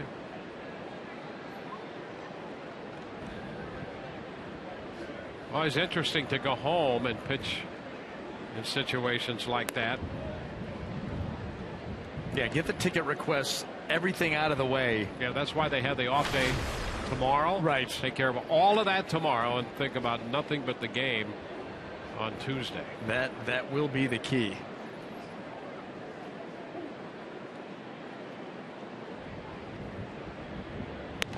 Full count now to Longoria. How'd that work for you? Of course, you were in a situation where you pitched at home, and then you also went there as a visiting player. Yeah, and I went there as a visiting player first, with the Angels going back to Cleveland, and that's what it was. Okay, who's coming to the game? Let's get that taken care of. And then, much like with Jake Odorizzi, it'll be control emotions early. Yeah, it's like take care of all the ticket requests, and then Leave me alone. That's it. That's it. You're right. You really have to manage that and then manage family. You've got to stay in your routine, whatever that is, and stay true to what you do before your starts. And then, early on in the game, you just got to control those emotions. And then, once you get through the first couple of hitters, you've settled in, and now it just becomes another game. Yeah, you walk around with that T-shirt on that says, leave me alone. Foul ball. Nice catch by a fan. Well, and that's why it works out well for Jake with the off day tomorrow. You get in tonight at a decent time. You have all day tomorrow to get all that out of the way, and then it's game day. Then it's go time. I'm looking forward to that matchup.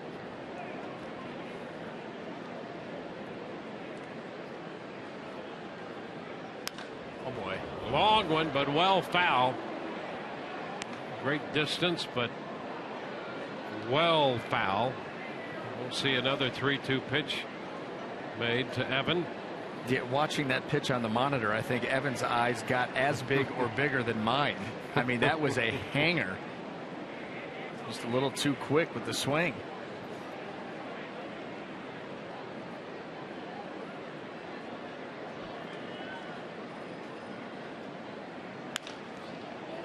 Another foul ball. So this will turn out to be at least a 10-pitch at bat for Evan. Rays have 4 runs, 7 hits off Correa. He's also walked 3.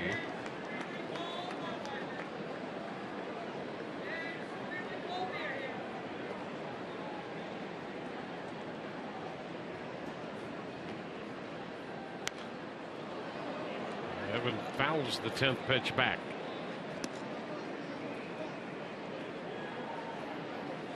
Longoria led off the 3rd with a double and scored. It was his first hit in 10 at-bats against Correa. And now this extended AB with the bases empty and 2 outs in the 4th.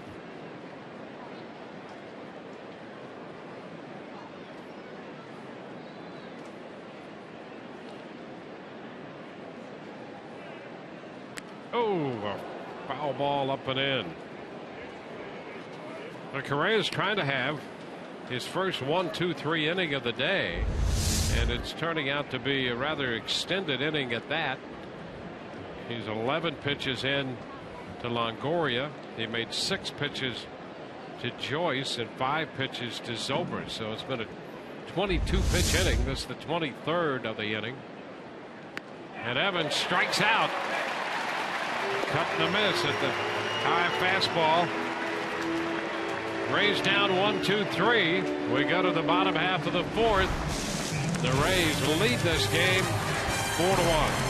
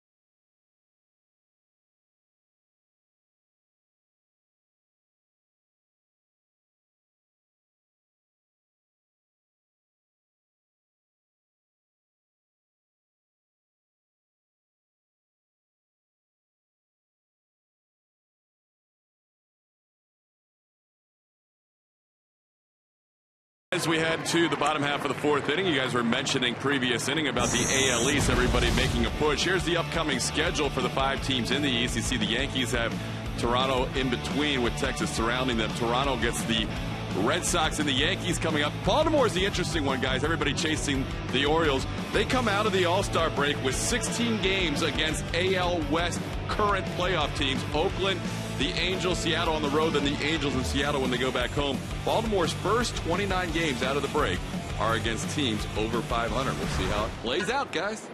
All right, well, and as we mentioned, the Oakland A's have been tough all year. Loof sends a fly ball to center on the first pitch in the bottom of the fourth, and Jennings is there to make the catch. And the Angels, of course, have been red hot. They'll have a couple series with them. And then Seattle.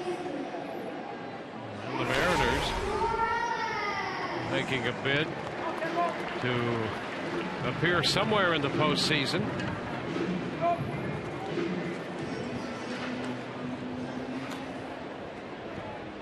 Kendrys Morales up here.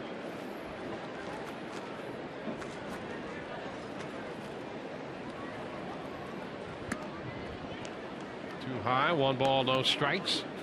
I mean, that race out in the American League West, it has been something to watch here, developing over the first 3.5 months of the season. Yeah, and what's happened with the top 3 clubs we talked about, with the Oakland A's and the Los Angeles Angels with a great winning percentage, but Seattle now in the postseason hunt as well.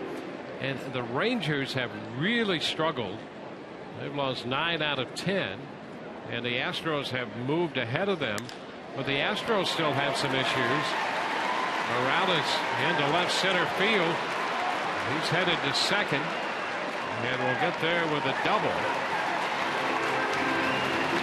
So Morales picks up a 2-base hit. That's going to extend a hitting streak for Morales to give him 10 straight. Boy, he hits this ball hard, too, to split the defenders out there in the outfield and almost get all the way to the wall. You see Matt Joyce finally cuts it off as it gets onto the warning track, but by that time Morales rumbling into second base. And the Phillies had thought about the West. For the longest, it was only the Astros that those teams in the West could get fat on, but Texas has really struggled, and so they've become a second team now in the West, where those other teams, they play each other 19 times, so they can start to increase that winning percentage. It sounds like a big old Texas barbecue. Boy, I'll tell you, to see Texas drop the way they have. Boy, how about it? Yep. 1-1 to count to Arcia.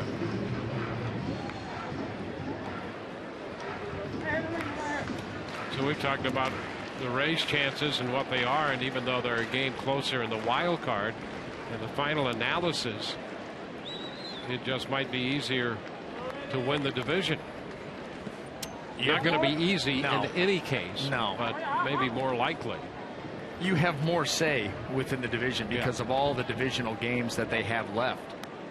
You know, the other thing that you got to think about too is the Rays 8.5 back in the East, 10 back in the loss column. And when you boil it right, those are the games that you cannot make up. And they've played 3 more games than the Baltimore Orioles. So depending on how Baltimore would do in those games, you're 10 back in the loss column, and at this point of the year that becomes a more important one. Yeah, over the next week and a half with Baltimore playing those teams, we'll know a lot more in the next 10 days. No question. That is a tough way to come out of the break, with 29 straight against 500 or better and going immediately to the West Coast, which, you know, they're playing those teams that are tough out on the West Coast anyway, between Oakland, the Angels, and the Mariners. But it doesn't even matter. Going to the West Coast is tough enough no matter who you play. Let alone if you're playing hot teams. That just extremely difficult. 2-2. Now the count is full on Arcia. Morales at second.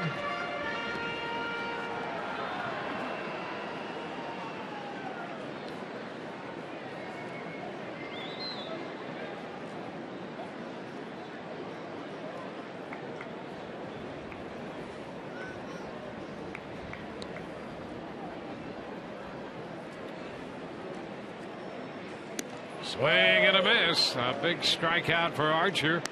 The second out here in the fourth inning as he gets Arcia swinging. Now the ability to go and get a strikeout when you want it or need it, that is huge, and that's what Chris Archer gets right there as he climbs the ladder on Arcia at 94, right at the top of the zone, and he cannot get up to it.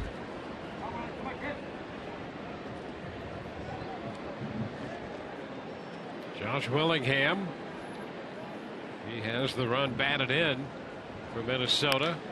Lines it to third, and Longoria is right there to catch it.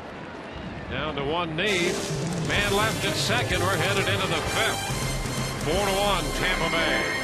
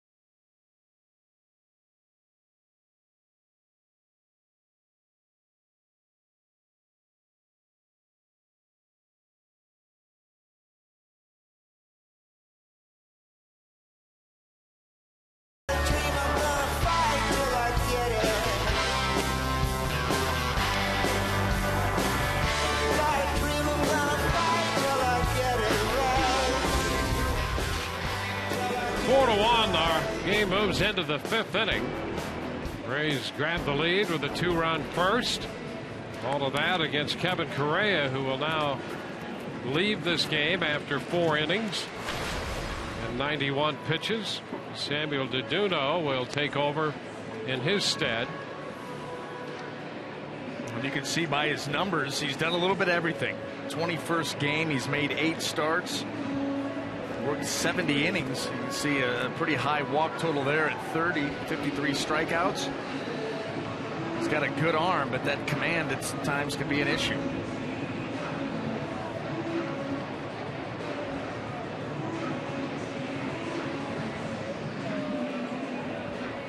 First man to face him will be James Loney.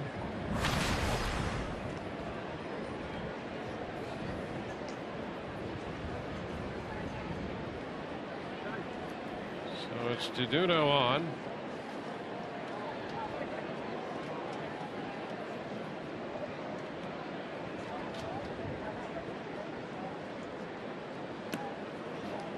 Pitch is down to Loney. A ball, no strikes. DeDuno heavy on the cutter.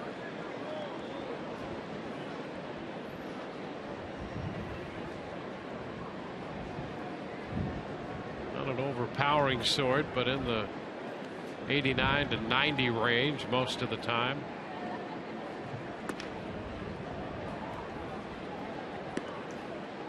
Two balls, no strikes. So Correa goes 4, gives up 4 runs on 7 hits, made 91 pitches.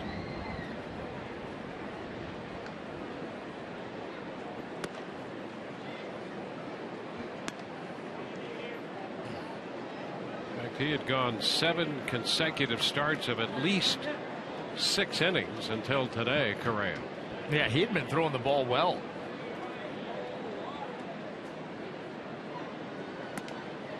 The Rays 4-pitch walk to Loney. Yeah, hey, listen, this is what will hold DeDuno back, is that lack of command. That was the closest miss of the bunch. The first 3 were not anywhere near the zone.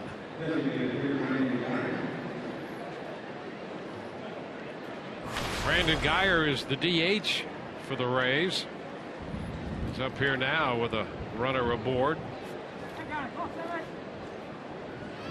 Rays have had runners on in every inning except the 4th.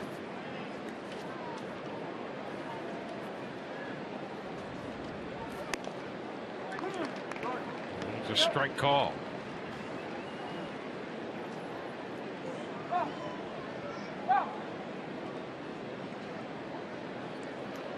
With the All-Star break, DeDuno last pitched a week ago today, pitched 1 inning against the Rockies out in Colorado. Puts Guyer down 0-2. Gabe Morales wants to get this thing going a little bit.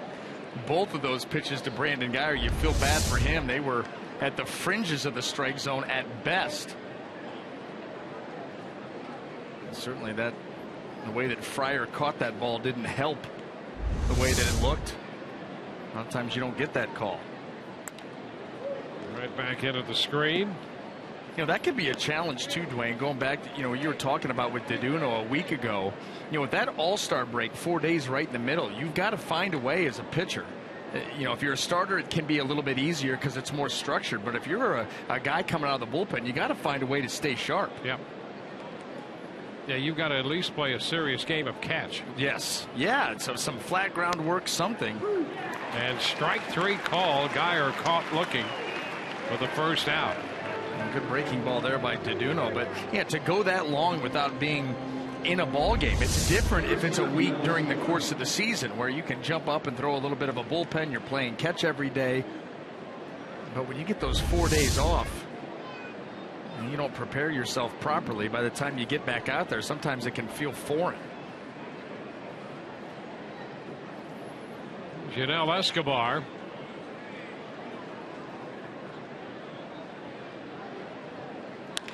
Ground ball and a right field to the left of Dozier. Loney advances to second, and the Rays put 2 men on now with 1 out in the 5th inning. Escobar's second hit. That being said, the way that the Rays have come out of the break, the way that they've been swinging the bats, playing defense and pitching, you feel like the team very quietly went off and played in some invitational somewhere. They have not missed a beat. Yeah, and Escobar has come back swinging the bat well, and with it appears some renewed enthusiasm. And Loney's had a great series here. Yeah. He walked to start this inning. He's been on base in 8 of 11 plate appearances in this series. Kurt Casale fouls it off. Well, there are a lot of factors that are going to come into play. The Rays having to play so well in the second half. A lot of things have to go right, but there have been some things that have popped up here in the last week or two. Some parts of the team over the last month. Ooh, a duck that time by Casale. 1-1. How about this? Not looking for that. But getting back to some of these things that have popped up, you're talking about Loney. Loney, what he's done in this series. Escobar playing with renewed energy.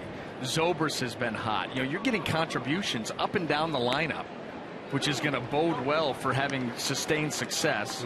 The pitching, we've already talked about that coming into this series. They've been pitching well.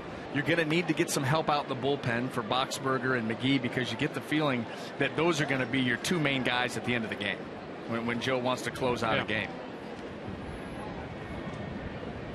But everybody's contributing right now. 1-2 the count on Casale.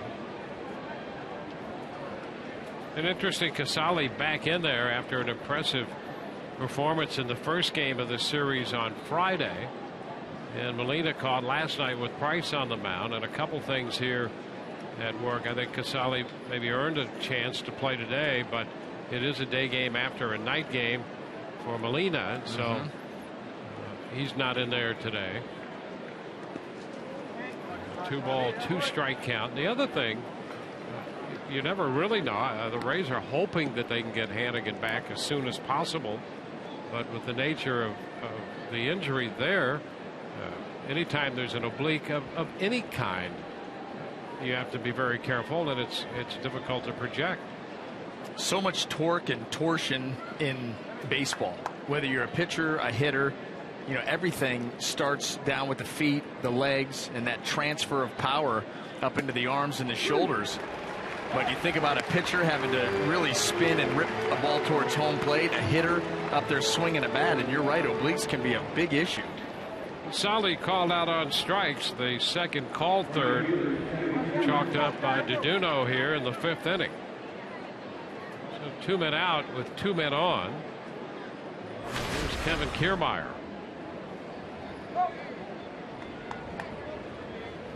Kiermaier's 1-out single in the 2nd inning led to him eventually scoring a run.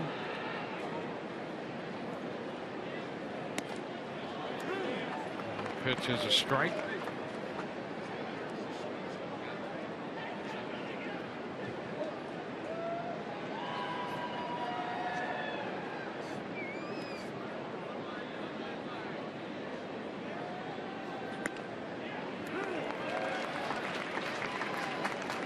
Oh, 2.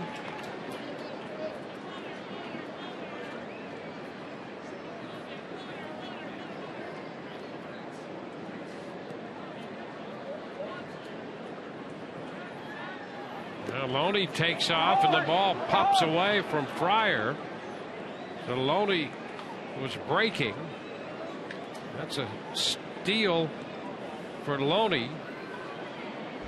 And Escobar will take second. And here's an unusual situation where you're going to get a stolen base and a wild pitch on 2 separate advances on the same pitch, because Loney was breaking, and so he'll be credited with a steal of third. Escobar, the trailing runner, was not breaking, and he moved on the wild pitch, so it's a steal and a wild pitch all in one.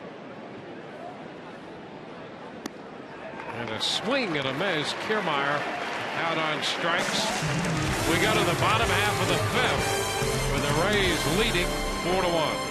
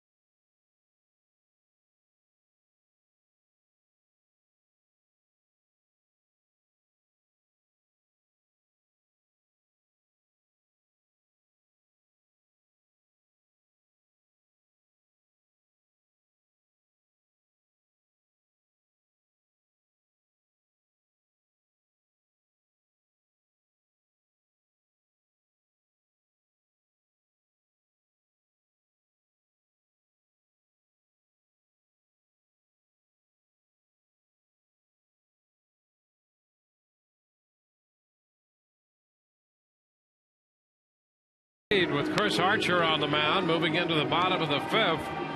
Celebrate Christmas in July at Tropicana Field. Sunday, July 27th. Kids 14 and under will get a Chris Archer Christmas stocking presented by SunTrust Bank while supplies last.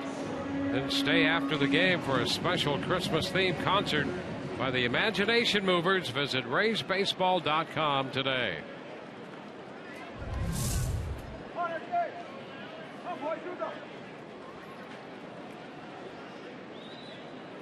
Eduardo Escobar, the switch-hitting shortstop, leads off for the Twins. First pitch from Archer is a fastball and a strike. 7, 8, and 9 hitters in the Minnesota lineup due up in the 5th inning.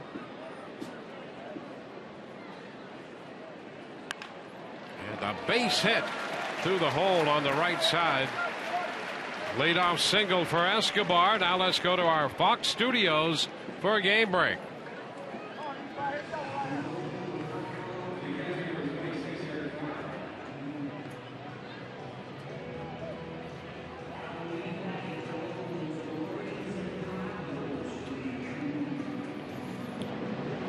All right, Rich, thank you very much. The Blue Jays with a big 8th inning to put a little distance between Toronto and Texas.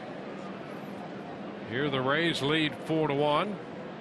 Eric Fryer, the Minnesota catcher, takes a pitch down and away. 1 ball, no strikes.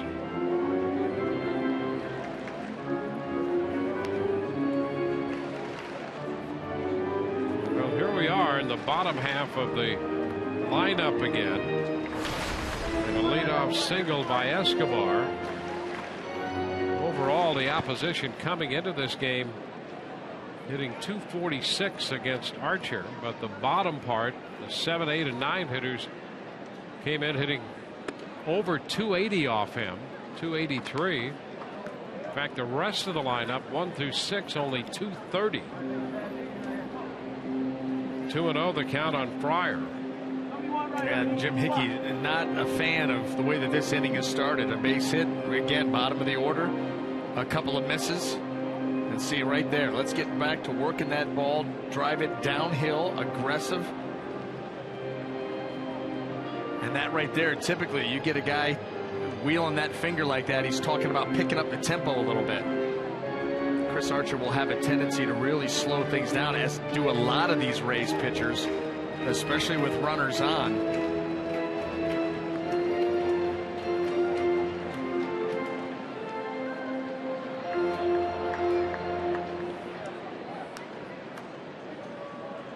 So Archer behind Fryer. Upstairs, fastball too high. 3-0. Front side too quick. In that his desire to drive the ball downhill, he started to drive with the front shoulder before the arm was ever in place. Same thing right there. And missed up and in, so he walks him on 4 pitches. That's what you got to watch for. Chris Archer, you want to drive the ball downhill. The way that you do that is by staying over the rubber a little bit longer. If you get started too soon and start driving the ball with the front half of your body, that's what's leading the charge towards home plate. The back half has not caught up, and you cannot get the ball top to bottom. Yeah, it exaggerates it even more. Yeah, exactly right. That's exactly right.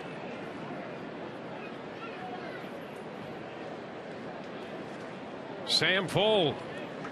2 men on with nobody out. And Archer finds the zone down around the knees. Much better on that delivery. Much better.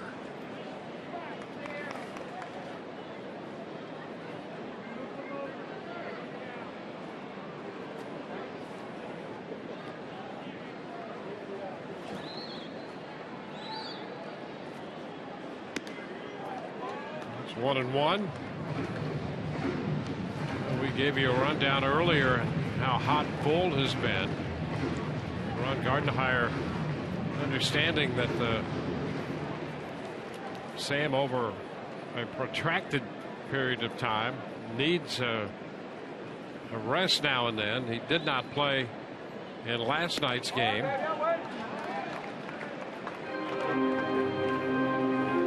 He's been very hot in a Twins uniform lately. Started the year with Oakland.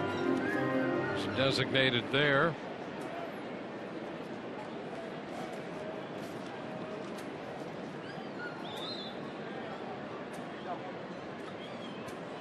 And he puts down the bunt. Archer makes the play at first. Escobar goes to third. Fryer up to second. So Fold moves 2 men into scoring position here in this 3-run game. Not trying to catch the Rays by surprise, Sam Fold. Also, you force Chris Archer to make a throw. The last time he did that, that ball ended up down the right field line. Archer does make that play.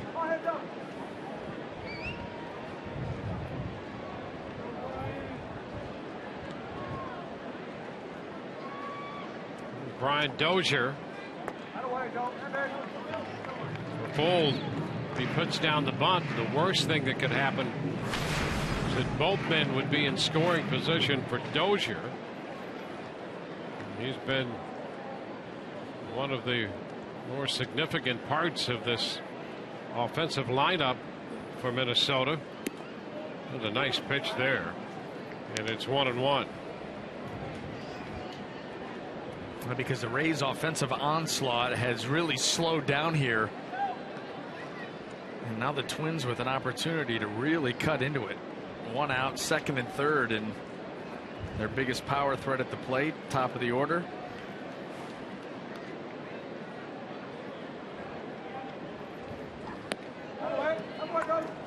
Two and one. Archer had made 50 pitches through 4 innings coming into this inning. Up the single to Escobar, walk to Fryer. Fold out on the bunt, moving the runners up. Now 2-1 to Dozier. Pops him up. Foul ball. Will it be playable? Loney through the coaching box. It's there and makes the catch. A very big out. Out number 2. And they retire Dozier.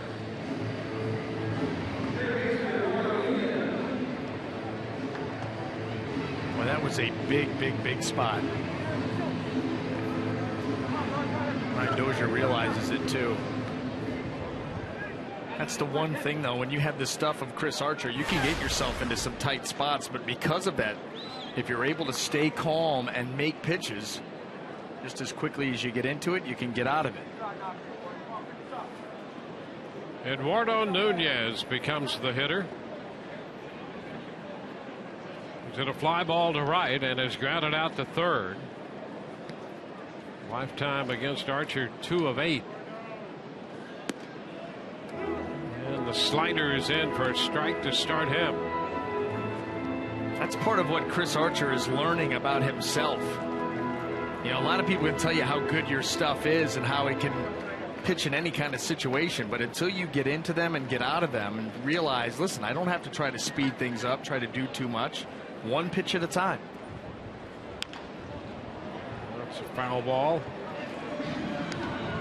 Advancing the count to 0-2. Reds have a run home in the 8th inning. And they have tied the Yankees 2-2 in the top of the 8th.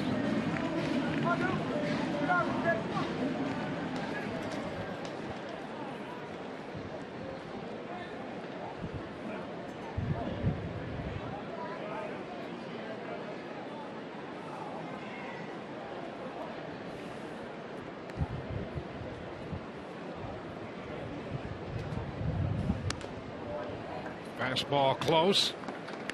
It's 1-2.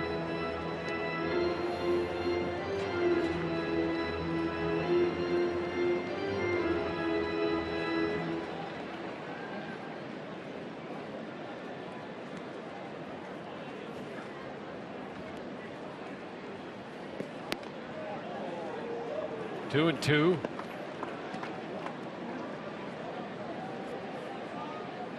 Archer keeping the ball away from Nunez on that delivery.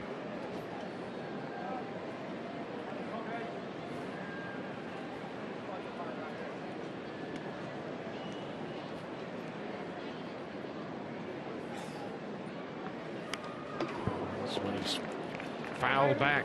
A little slider that stayed up and on that inside part of the plate. Nunez just got a little bit of it.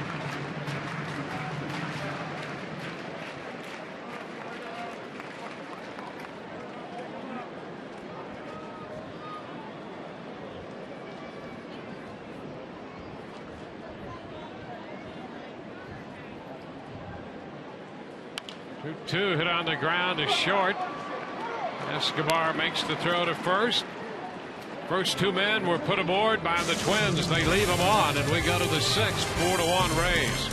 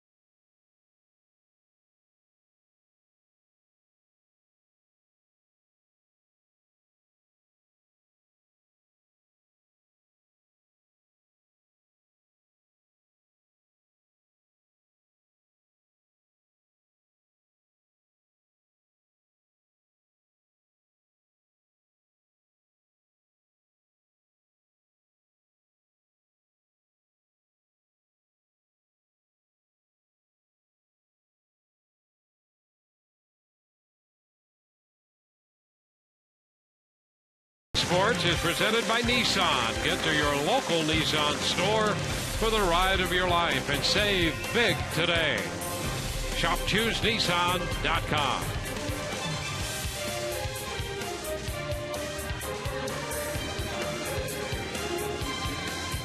We're in Minnesota. Target Field where the Rays and the Minnesota Twins move into the sixth inning. It will be the top of the order for the Rays. Jennings, Zobrist, and JOYCE.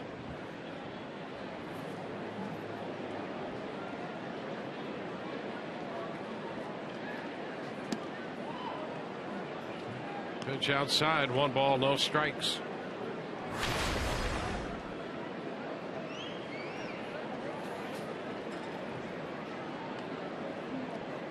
Desmond has been on twice. He doubled off the wall and right to start this game and scored the first run of the contest. 1-1 now. Well, lead the way again.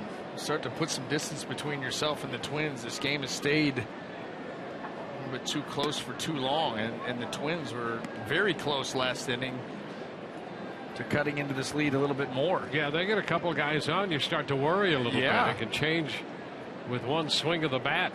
Rays have a 3-run lead. Back to the mound. Deduno has it. Jennings out at first. Deduno to Morales.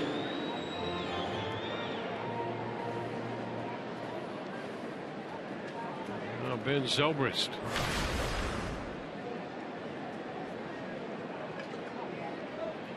Ben has scored a run. That came on a walk in the first when he eventually scored. Drove in a run with a sacrifice fly in the second. Looked at a fly ball to left in the fourth.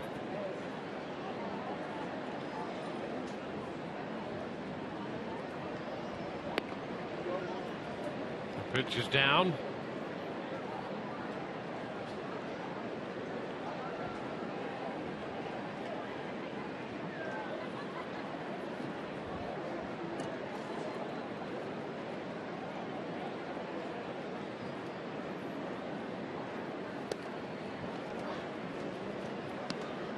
Ball 2.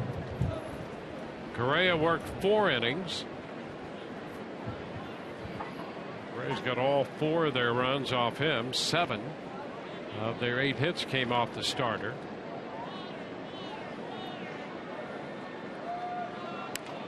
And that is foul. Down goes Zobrist. He knocked his front leg right out from underneath him. We get the head out early, and he popped himself in that plant leg.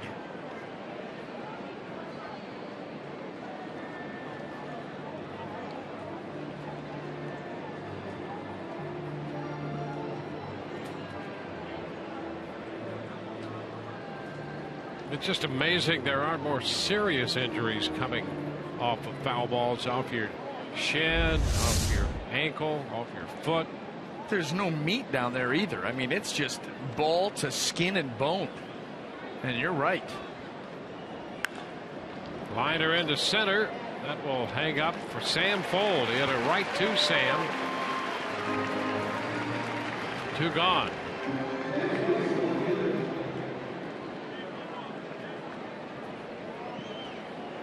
So the base is empty for Matt Joyce as he faces Samuel Deduno.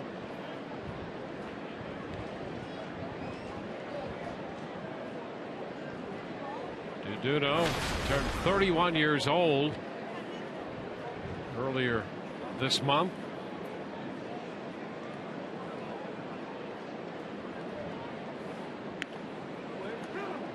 And a curveball in there for a first pitch strike to Matt Joyce. Deduno got to the big leagues with the Rockies in 2010, then went to the Padres for a brief time in 11. There's a shot into right field toward the corner. Joyce looking at extra bases here. A stand-up double. Matt has his first hit on for the second time in this game. I'm not ready to give up on the inning. Matt Joyce, 2 outs, gets a ball with some elevation to it, gets the head out, clears those hips, and shoots this ball down into the corner.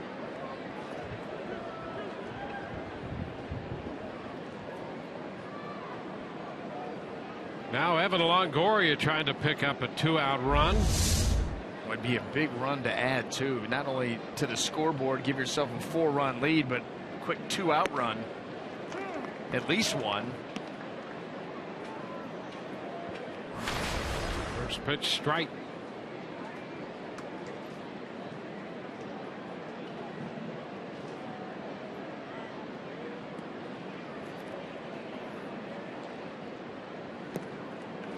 Ball in the dirt, a cut and a miss, and now an advance down to third by Joyce. So Longoria chased that pitch in the dirt. When it bounced away, Joyce advances. Got far enough away that Joyce took the chance, and then Fryer, well, they're going to maybe say foul ball on the swing. Yeah, they're going to send him back.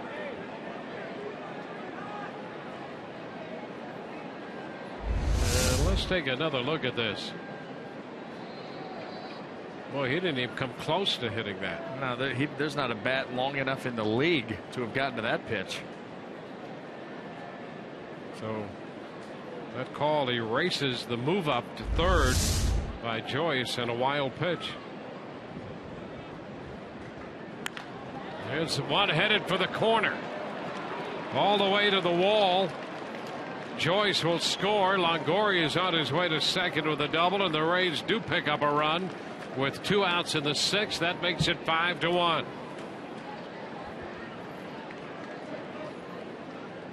So Longoria drives in the run, and he now has caught Carl Crawford in Rays history.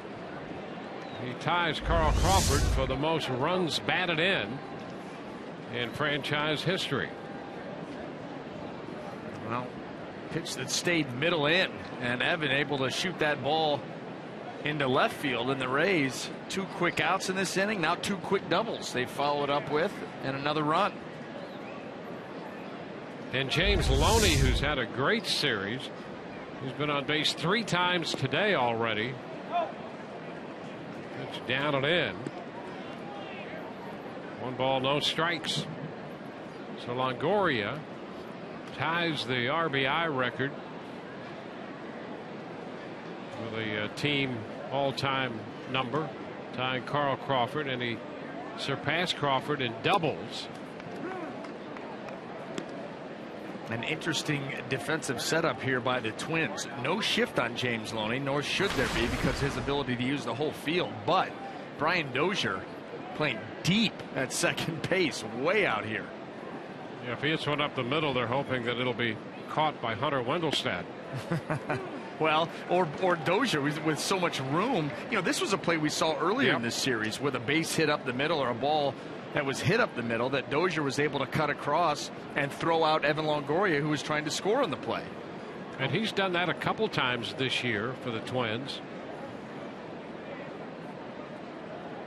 Well, you can afford to play him that deep in this situation because James Loney does not run well. So if he hits a ground ball to second base, Dozier either be able to charge it or move to the right or left and still have a play on Loney at first base. And it also, if there is a pitch or a ball hit up the middle or between first and second that maybe could get to the outfielder, he can cut it off and keep that runner at second or keep him at third. He lifts it toward left center, and Fold is already there to make the catch. The Rays do get another run on back-to-back doubles from Joyce and Longoria. It's now 5-1.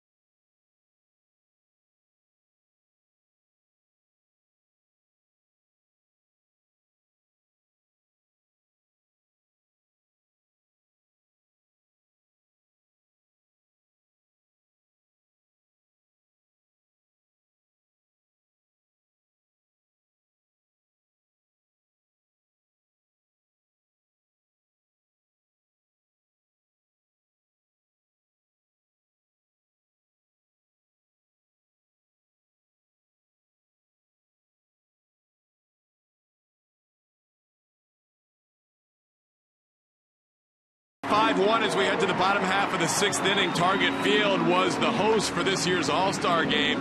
And prior to the All-Star Game, the Home Run Derby guys saw a 510-foot estimated home run off the bat of Giancarlo Stanton of the Miami Marlins. Well up into the third deck here at Target Field.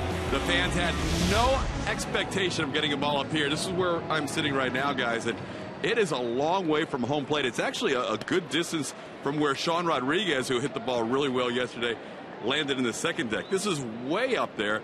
And by the way, the Home Run Derby apparently has not caused any issues with Stanton, because the first game back out of the All-Star break, hit one against the Giants, 466. It was his sixth home run of the year of 450 feet or more. And no other team has more than 3 on the season. Guys, back to you. Yeah, I think that's about 5 rows from the very top of that section out in left field.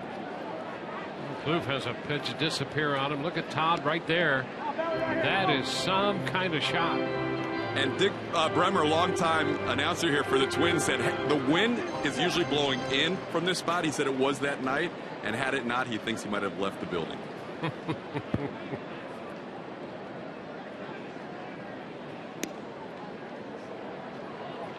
1 ball, 2 strikes.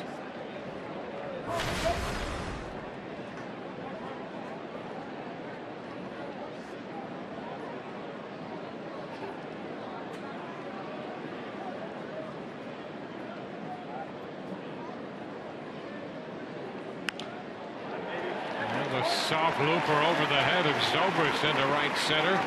Kloof is aboard. Leadoff single for Minnesota. Twins pick up their 4th hit off Archer. He's also given up a couple of bases on balls.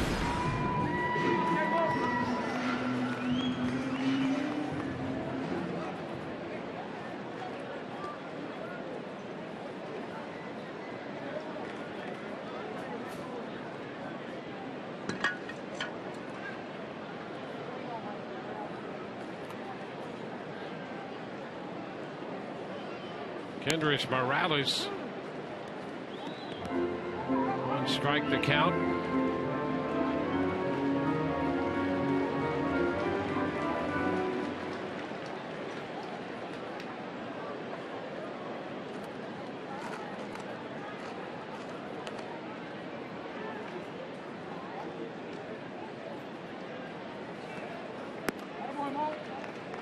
One ball, 1 strike.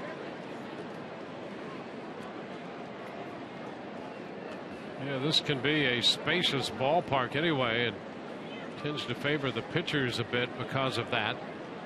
You want some outfielders who can go get the ball, and you talked about that a little bit last night. When you look at some of the nooks and crannies and how deep it can be to center field. There's a base hit up the middle. And this one gets past Kiermaier. It'll be backed up by Jennings. And it's 2nd and 3rd. Boy, there is a big mistake.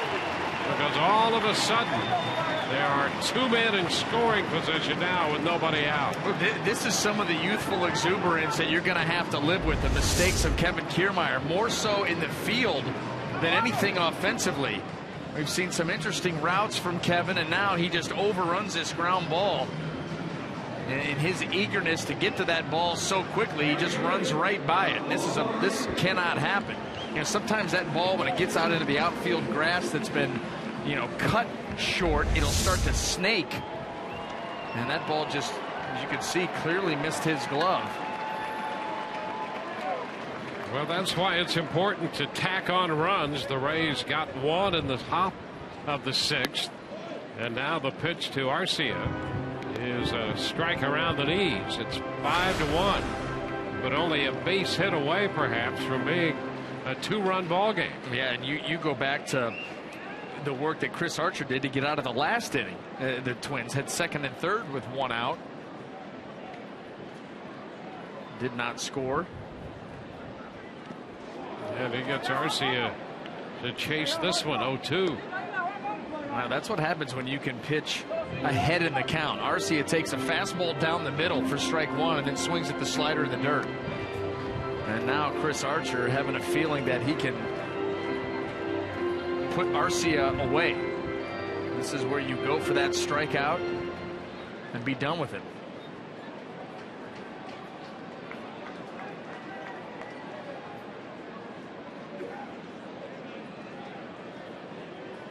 And he got him.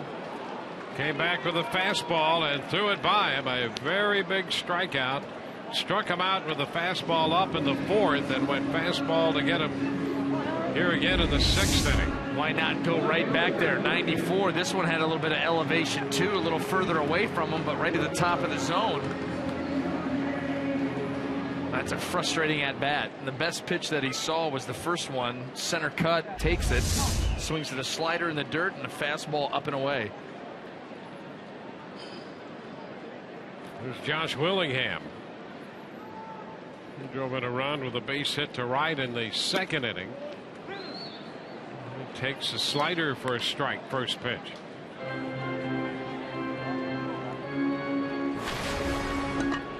Willingham hit the ball on a line to 3rd in the 4th, right at Longoria. He can be dangerous in these situations. And another good pitch right there.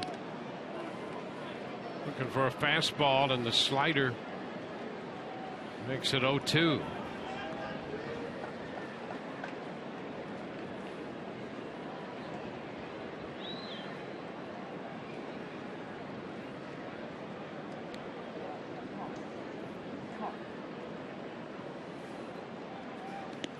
This one will get away from Casali, and it will score a run.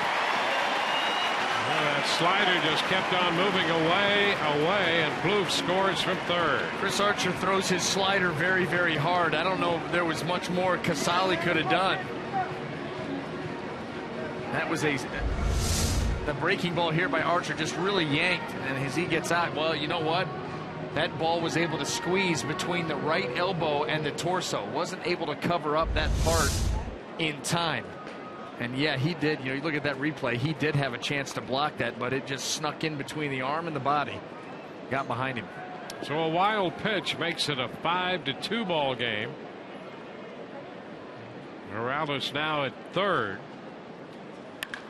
Ground ball to short. Escobar makes the play, but the run scores. Morales crosses the plate. So it's a 5-3 ball game now.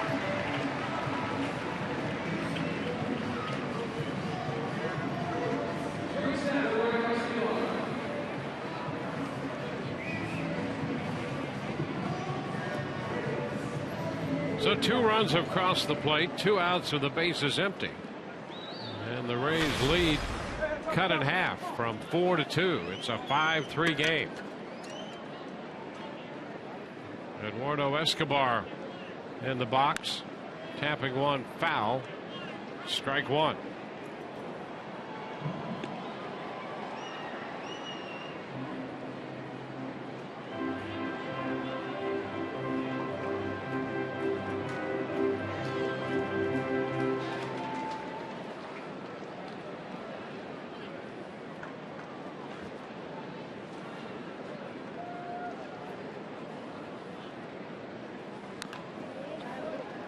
The same spot, a roller foul. Nothing in 2.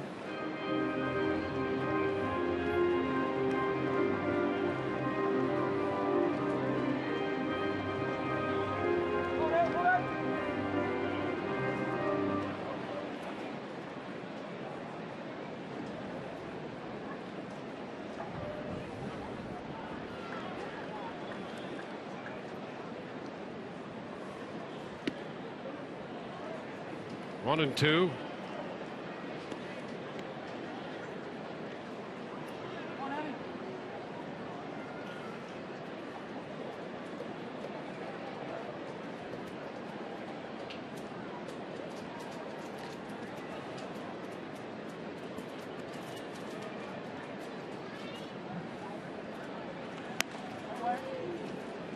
Too close. 2-2.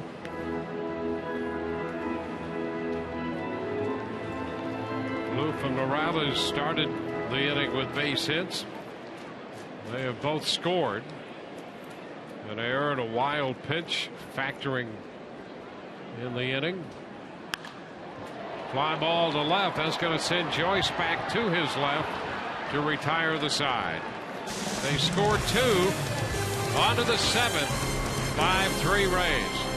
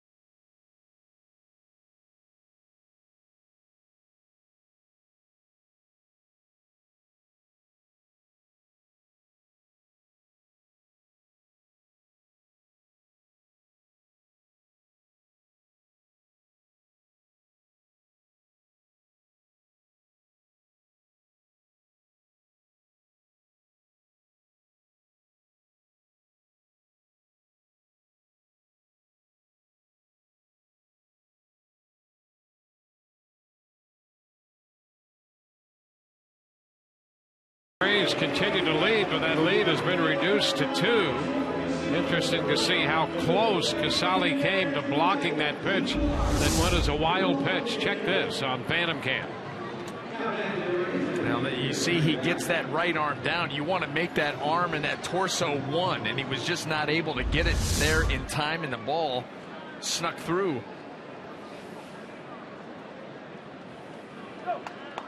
Boy, that was a great shot. Frustrating for the Rays and Casale, who's been so good behind the plate. This is one of those things that, boy, if there's a little crevice to be found, the ball found it. Well, think about that inning. The 2 runs for the Twins. You have that play right there. You have Kevin Kiermaier overrunning a ground ball base hit out in right field. Yep. That cost the Rays 180 feet with 2 move-ups.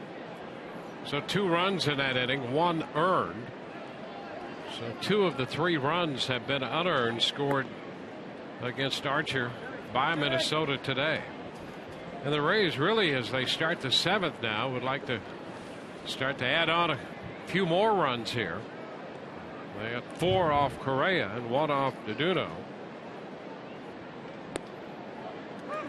It's a strike at the knees, 2-1. Ryan Dunsing up in the bullpen.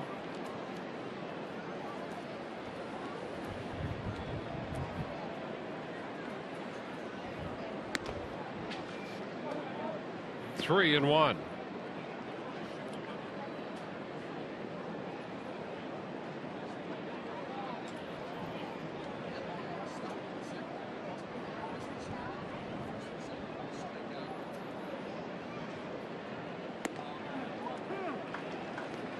Full count.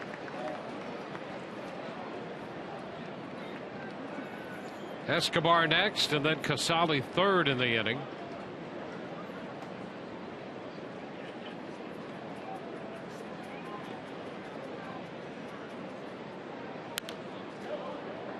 It's going to be out of play.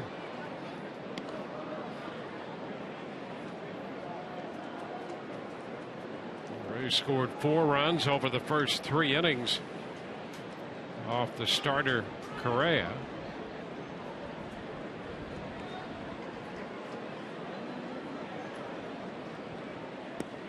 And there's ball 4, a leadoff walk.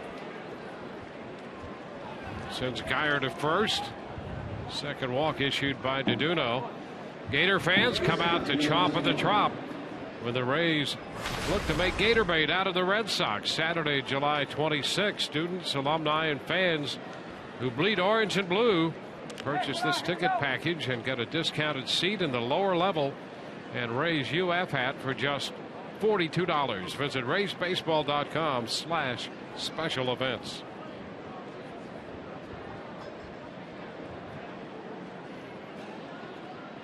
Now Escobar puts down a bunt first base side. DeDuno with a little toss to first, and Geyer has been bunted up to second base.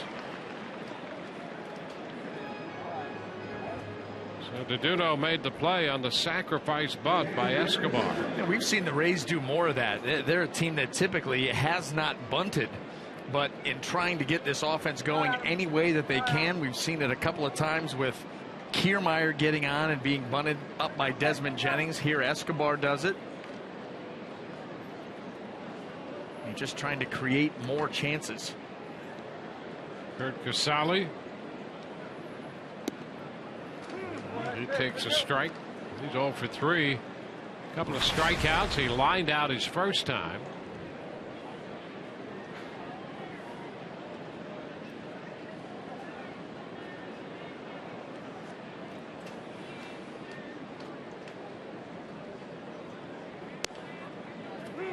And that puts him down on the count. When the Rays scored their run in the 6th inning off DeDuno, he had a scoreless streak of 14 1/3 innings up until that point, dating back into the early part of May.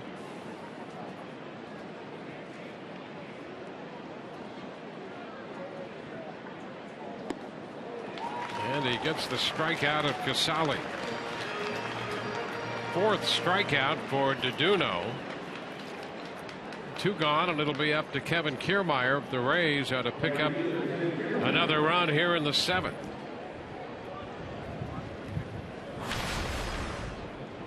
Rick Anderson heads to the mound, the pitching coach.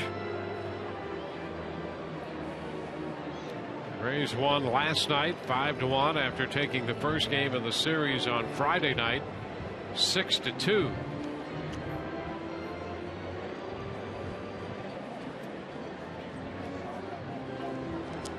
The Rays have had a lot of success here at Target Field.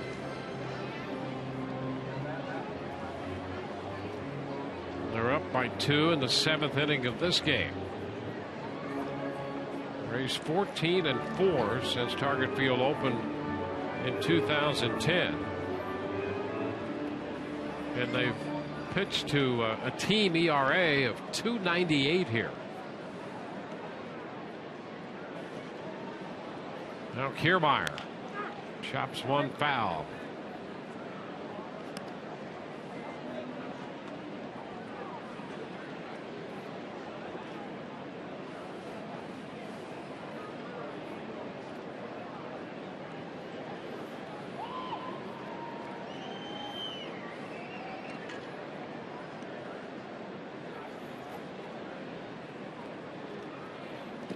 Into the dirt.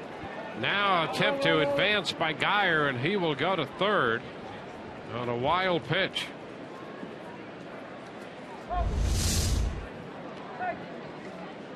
Ball in the dirt right there, gets away from Fryer. Geyer moves up 90 feet. That just gives you an opportunity to more ways to score from third than from second. You could get another one of those balls down. That's a lot of the times you see that's how pitchers try to get Kiermaier out, something off speed below the zone. There you go. There's another one right there. Nice block, but that's what you're hoping for. You be ready to go with Geyer at third. Count goes to 2-1. There's a little added pressure on the pitcher and the catcher with a runner at third.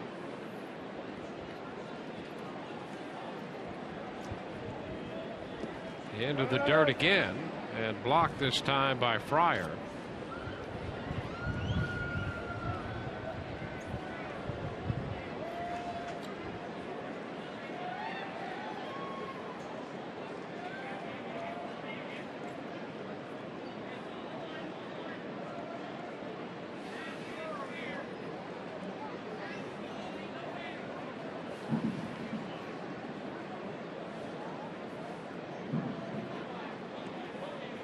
Three balls and a strike.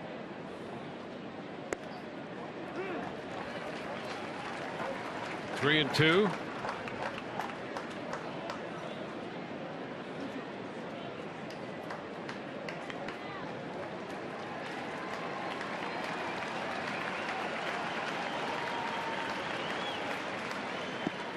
And ball four as Kiermaier draws the walk. At the top of the order to the plate.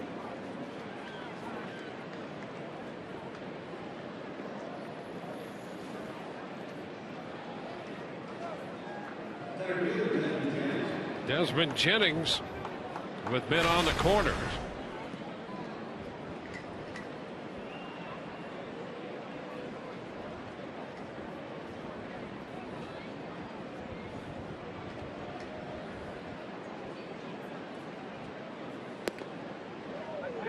And to take too low to Jennings.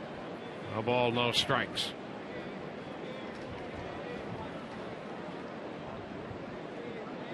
Rays have 5 runs, 10 hits.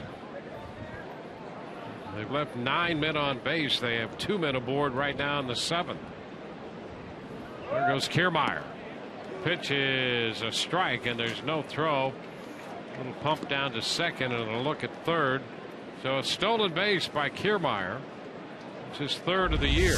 Watch Fryer right here try to bait Geyer. Not going to make this throw, but good arm fake there by Fryer, hoping that Geyer comes a little bit too far down the third base line. He can throw in behind him. That did not happen.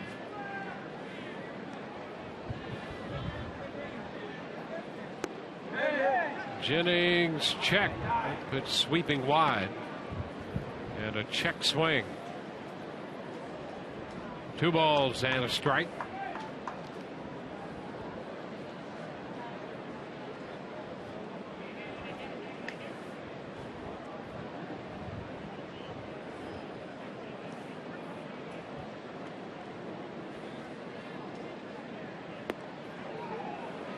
again, and that time he goes. And the count is 2-2.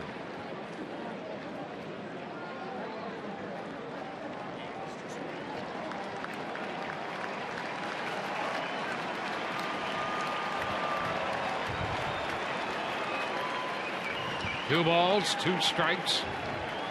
2 men in scoring position. 2 outs. And a swing and a miss. Jennings strikes out, leaving 2 men aboard. We're going to go into the bottom of the 7th. It's a 2-run game here. Rays up by 2. Today, USAA would like to pay special recognition to all of our service members at home and abroad.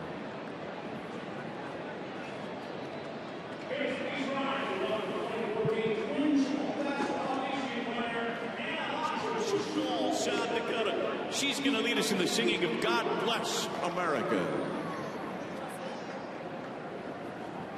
God bless America, lands that I love. Stand beside her and guide her through the night with the lights from above, from the mountains to the prairies to the oceans white with foam. God bless America, my home, sweet home. God bless America, my home, sweet home.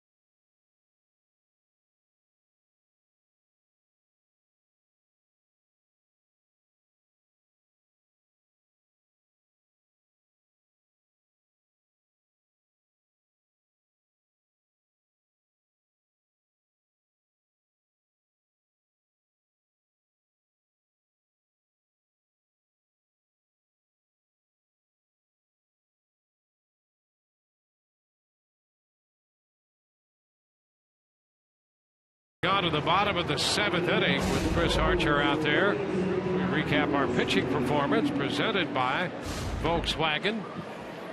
89 pitches for Archer through 6, 1 earned run, 3 total. Faces the catcher Eric Fryer.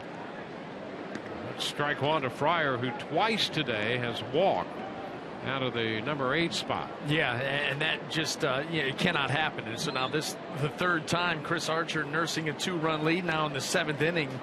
Needs to toughen it up here and finish strong, and off to a great start with a couple of big time moving fastballs. 2-strike count.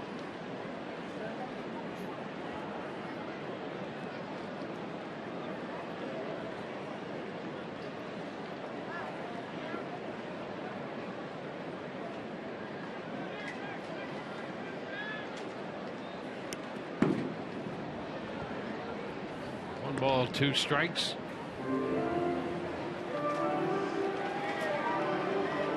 Action in the Rays bullpen as Brad Boxberger.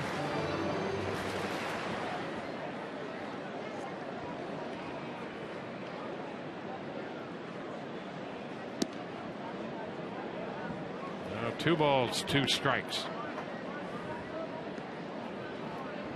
Fryer went 3-2 against Archer in what turned out to be an 8-pitch at bat when he walked in the 3rd. Then Archer walked him on 4 pitches in the 5th. 2-2 with him now.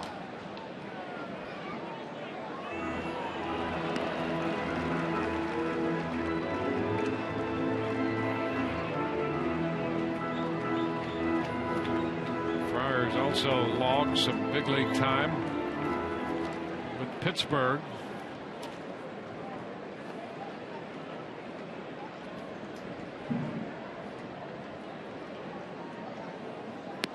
Strike 3 call. Got him this time. That's the first out in the 7th. Now let's go to our Fox studios for a game break.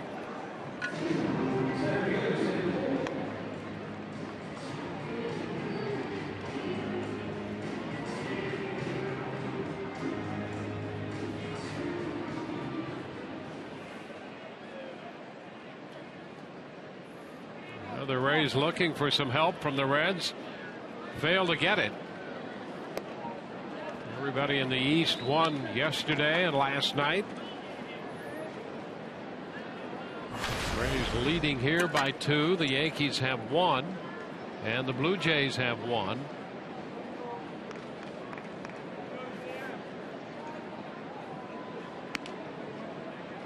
Sam Fole takes the pitch too high. It's 1-1.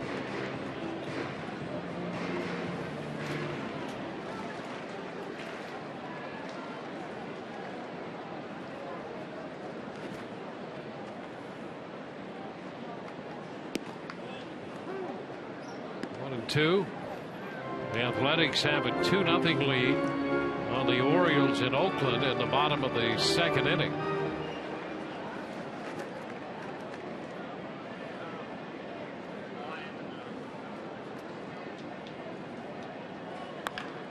Hot shot, fair. Kicks off the sidewall. Kiermaier with a barehanded pickup, and now they will hold Fole to a single.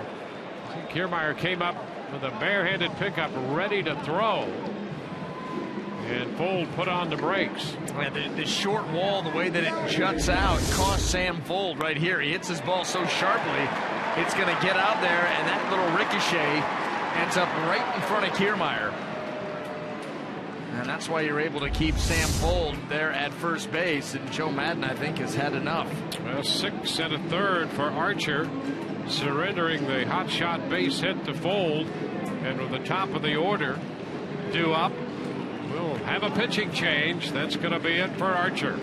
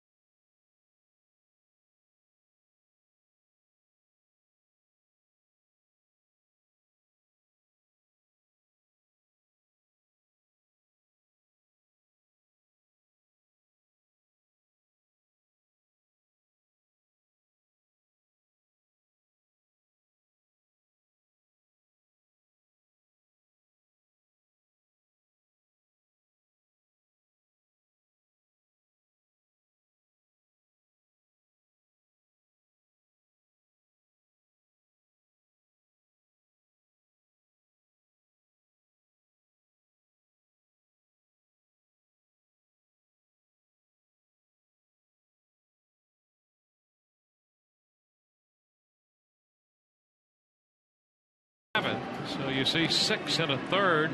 Archer at 99 pitches.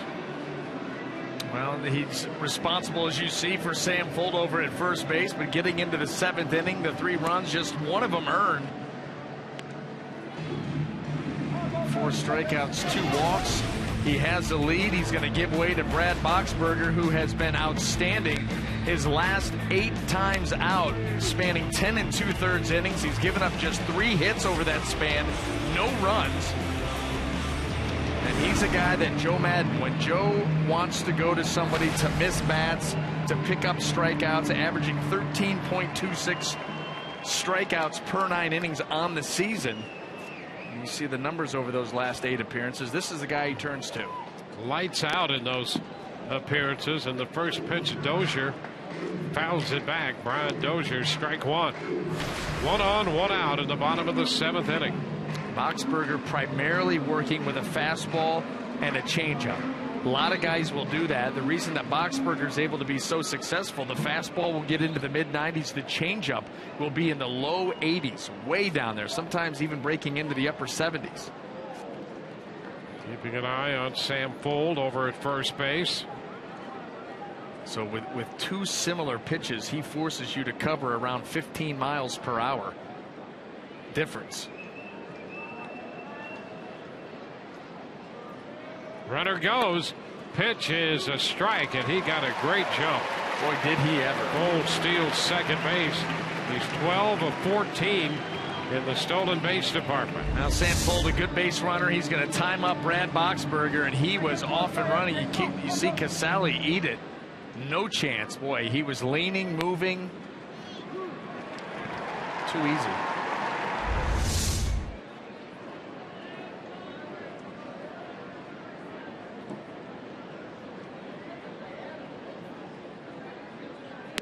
And a cut and a miss. Boxberger takes care of Dozier. Strikes him out for out number 2.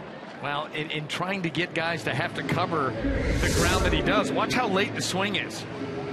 Like in an afterthought. That ball was way by Brian Dozier. That front foot came down, and then let's swing. That ball's almost in the glove.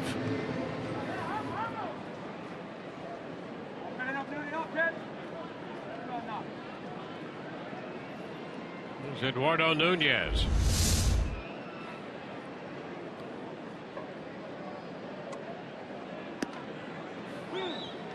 Off speed in there for a strike. It just floats. He just floats that in there. At 79, next pitch may look exactly the same and be 95.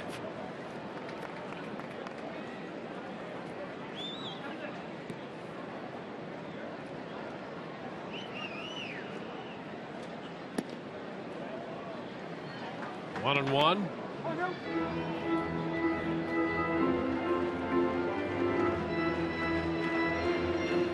Good, scored an unearned run back in the 2nd. 2 runs, 1 earned in the 6th.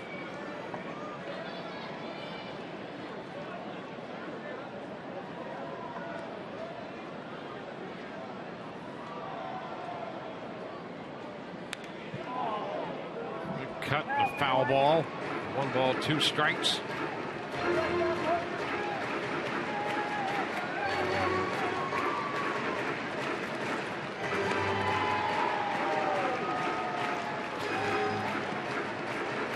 Everybody in the East has won so far, including Boston. Boston, Toronto, and New York all putting up wins today. This one blocked by Casale. Count moves out to 2 balls, 2 strikes.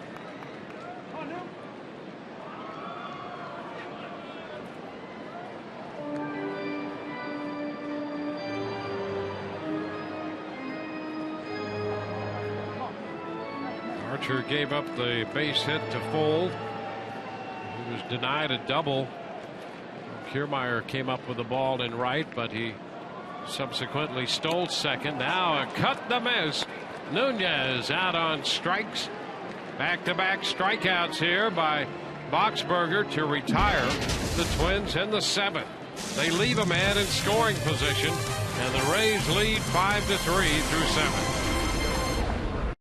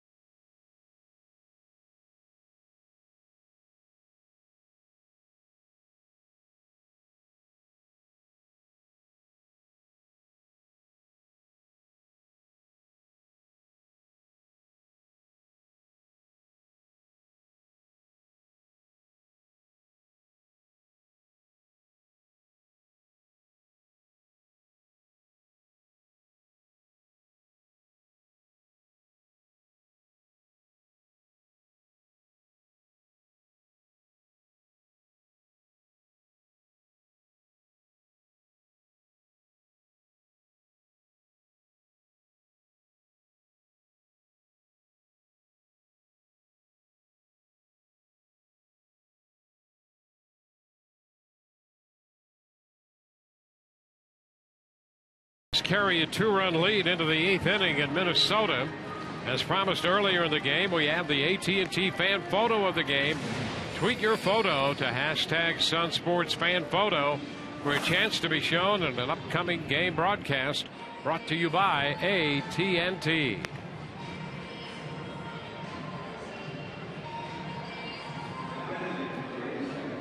Fan photo right next to that 40-foot plus sign out there in center field of Minnie and Paul. See the new pitcher, Brian Dunsing. Almost an inning and appearance. See, he's been on 36 times, 35 2/3. Again, not a ton of strikeouts, just 21 to go along with 13 walks.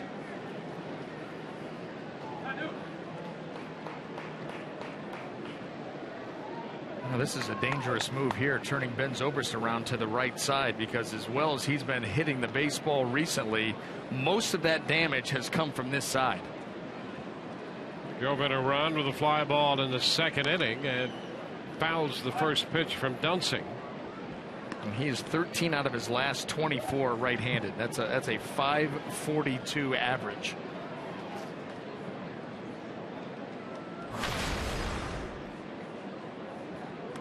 He scored a run after he drew the 1st inning walk and drove in the run with the sac fly in the 2nd. Officially 0 for 2 in this game. Hits it on the ground to short. That'll be out number 1 here in the 8th. 4 innings for Correa, 4 runs off him, 3 innings for Diduno, and 1 run off him. Matt Joyce due. Will be lifted, and Logan Forsythe will bat for him.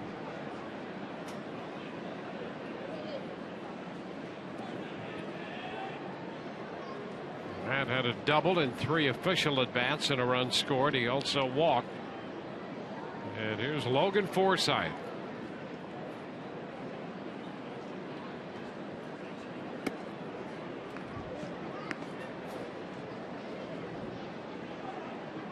A ball, no strikes.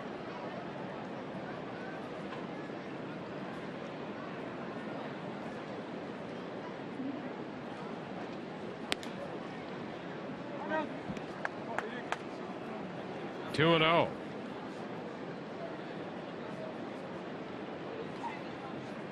Dunsing, 31 years old. There's Rick Anderson, the pitching coach in the dugout for the Twins, on the phone to the bullpen.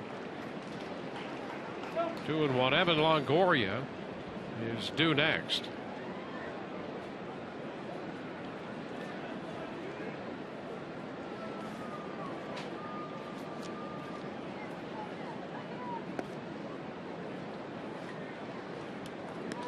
Count out to 3 and 1. Jake McGee up in the Rays bullpen.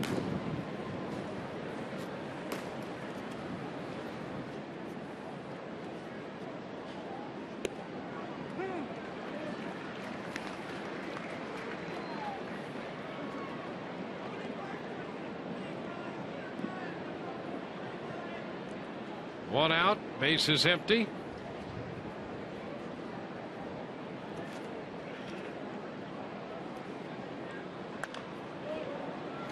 Out of play. We'll see another 3-2 pitch here to the pinch hitter Forsythe.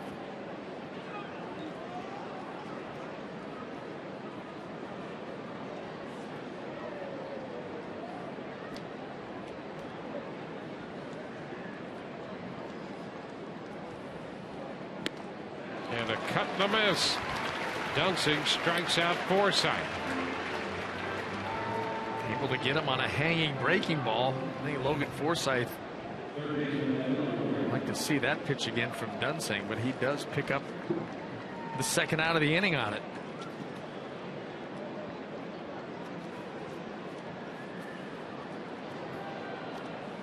So now Evan Longoria in here against Dunsing.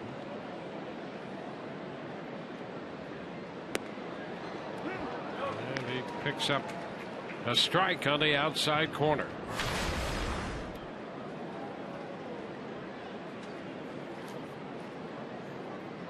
Having 2 hits, a pair of 2 base hits in this game. Upstairs it goes. 1-1.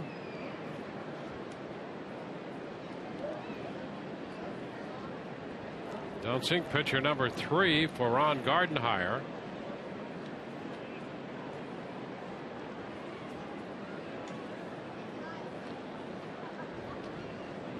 Having 2 of 10 in his career against this lefty.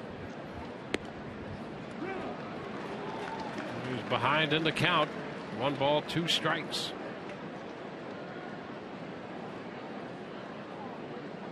His career, the right-hander, up in the bullpen for Minnesota.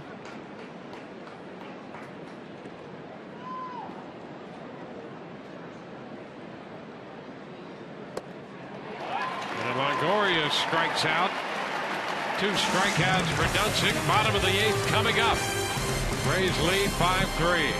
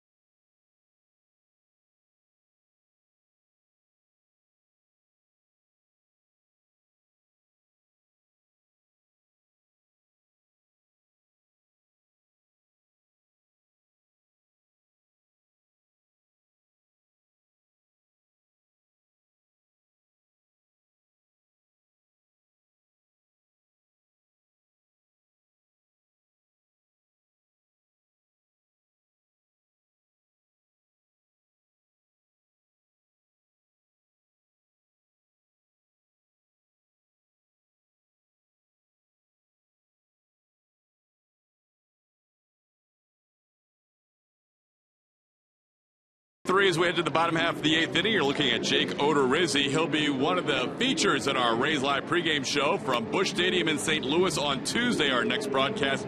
Odorizzi against Adam Wainwright, a guy he watched pitching growing up. And Odorizzi said he hasn't had an at-bat since he was a high schooler in Illinois. Oh, by the way, you get the all-star starter for the National League. You get to face. That'll be on Tuesday. But today, after the game, Rays Live presented by Checkers. Rays started early with the offense. We'll talk about that. Joe Maddon's press conference. Dwayne and B.A. with their thoughts. Hosted, as always, by Rich Hollenberg and Orestes Estrada. I'll be gathering interviews from the Rays clubhouse. Rays Live presented by Checkers after the game. Guys? All right, Todd, thank you very much. We're going to see Jake McGee here in the 8th inning. He's been a very busy man. Jake closed out the 5-1 victory for the Rays last night. Pitched an inning here on Friday in the 6-2 win.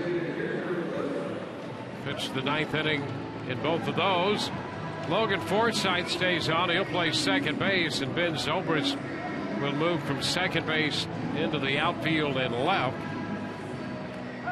Boxberger 2/3 of an inning with a couple of strikeouts. Archer, Boxberger, and now Jake McGee to deal with the middle part of the order.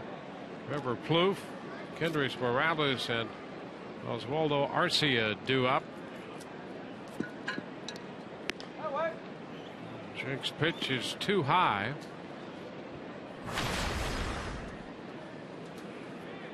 Joel Peralta has been under the weather the last couple days.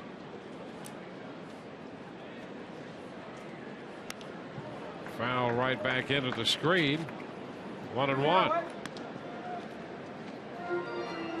Jake McGee getting his money's worth here after the All-Star break. Boxberger on to finish off that 7th inning. And all of a sudden you come here into the 8th. You got McGee trying to hang on and close this game out. 1 ball, 2 strikes. You know, this is the part of the lineup too when you start to think about how you're going to piece together your bullpen. This is the middle of the lineup. A lot of power potential right here, and so you want to have your big boy in there right now. Not even to allow this Twins lineup a chance. Blue fouls it, got a piece of it.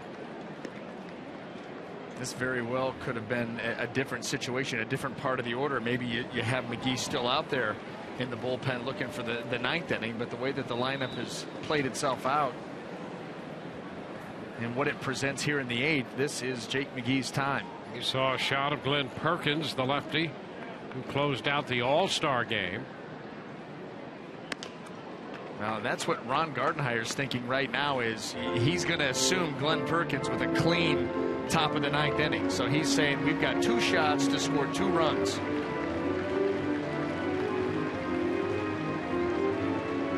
We'll see if that's the case. Bottom of the 8th. A 2-2 count on Plouffe. 3-2.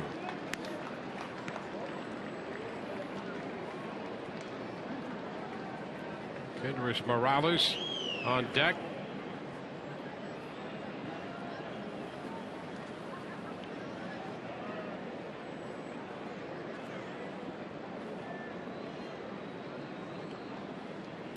And a foul ball right back.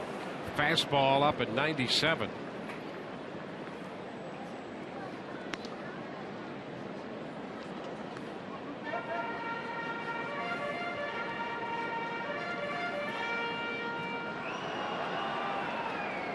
Starters still the pitchers of record in this game here in the bottom of inning 8. Archer, Boxberger, and McGee for the Rays, Correa, Deduno, and Dunsing for Minnesota. Plouffe fouls this one. It's 8 pitches in this at bat, McGee and Plouffe. I think in a perfect world too, Joe Madden would probably have loved to have given Jake McGee the day off today. Had to go to him last night because Oviedo not able to close the game out. And again a foul ball. And forced to have to work here. The one thing you take into consideration, and I'm sure Joe thinking along these same lines, is you don't want to have to do it, but you do have the built-in off day tomorrow. Yep. So he's going to get rest. You also don't want a 10-pitch at bat either. And that's what this looks like it's going to be, at least. Well, the 10th pitch is fouled back. Yeah, this is not what you wanted. He really didn't want to pitch McGee at all last night once the Rays built that lead, but it was necessary to get him in there. This is interesting here when you look at that breakout of where the pitches are. Now, if that's by design, that's one thing. If it's not by design, fatigue maybe. We do know that Jake McGee and his fastball, it plays very well up in the zone because of the power. It doesn't, it doesn't have that sink to it. It stays on the same plane for a lot longer than a lot of guys' fastballs, so it'll jump on you. The 11th pitch of this at bat. Here it is. And it's up and fouled away again. Well, and that one right there, you could see Casale, you could see his target. He wanted that up. They're trying to stay right at the top of that zone here and get Plouffe to either pop it up or just not be able to catch up to it up in the zone. Casale, look at, he wants his ball up in the zone. So this entire at bat could be by design. We'll see. Yeah, you see right there, he called fastball up. Maybe be going with the breaking ball. And he does. Oh, he walked him. So after all of that, a 12-pitch at bat. And McGee gives up the walk to Plouffe. Take a look at this. Now this is Jake McGee, a little play on his season. 47 appearances, 43 of them have been scoreless. His numbers across the board have been tremendous. But a leadoff walk here in the 8th. Concern. Now Kendrys Morales cutting a miss. Missed the 96-mile-per-hour fastball. And you're going to get guys coming out of their shoes. Now look, after this leadoff walk, you've got Morales right now in the batter's box. You've got Chris Colabello on deck, some more power. You've got Josh Willingham at the top step waiting to go on deck, more power. And they know they're going to get heaters. This one is foul back. 0-2. Yeah, RC is due, but Colabello is already on deck.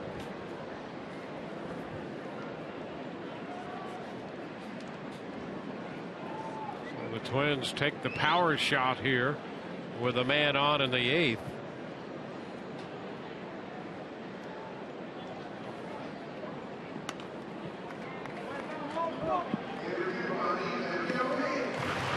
Morales with a double and a single today has extended his hitting streak to 10.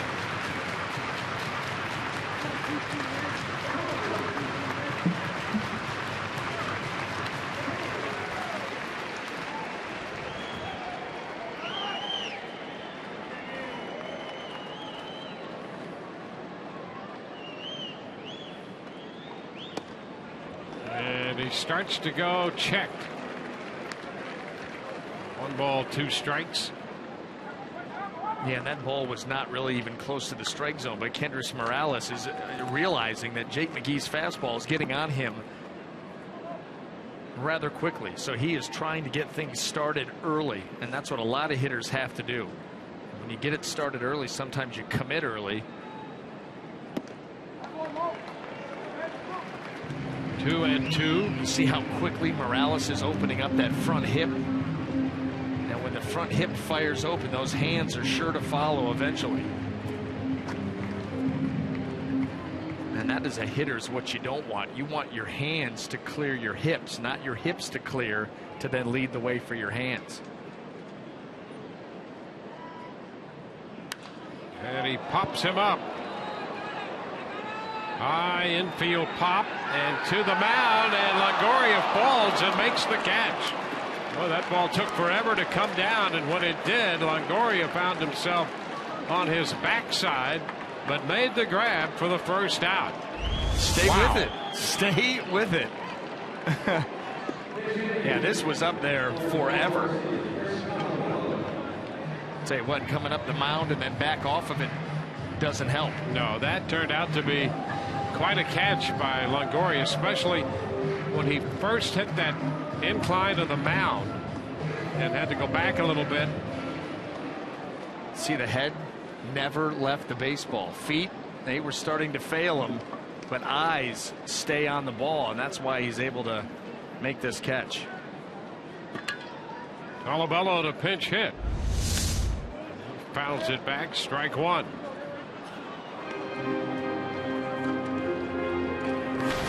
Hitting for Arcia.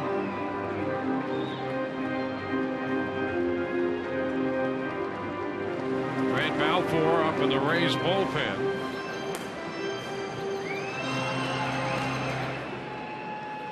Colabello was in the lineup last night. Reached on an error. Officially went 0 for 4.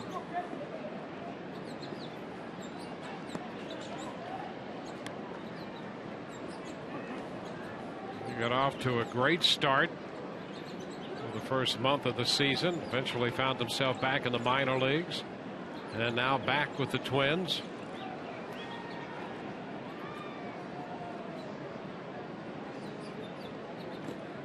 Into the dirt, blocked by Casali.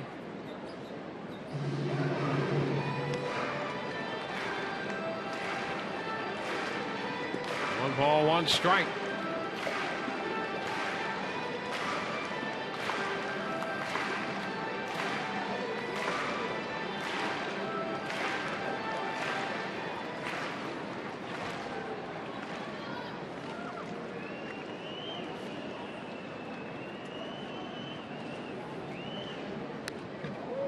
Foul right back, 1-2.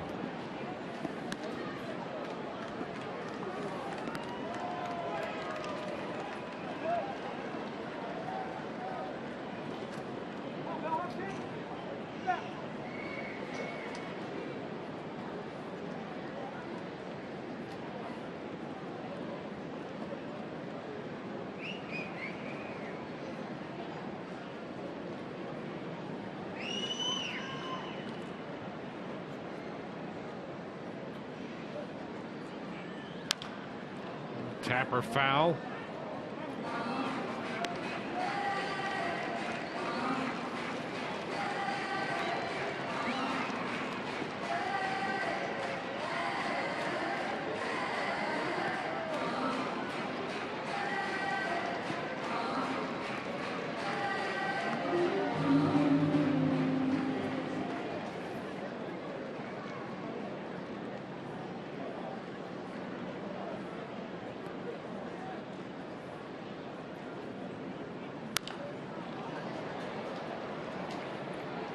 Hard stuff after hard stuff here in the matchup.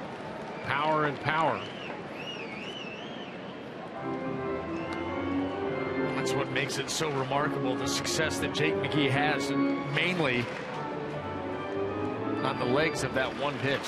An overpowering, overriding fastball. Doesn't have a lot of movement to it as far as sink or run. Stays pretty true. And a high fly ball, not too deep to left. Zobrist still on the run, trying to track it, and he makes the catch.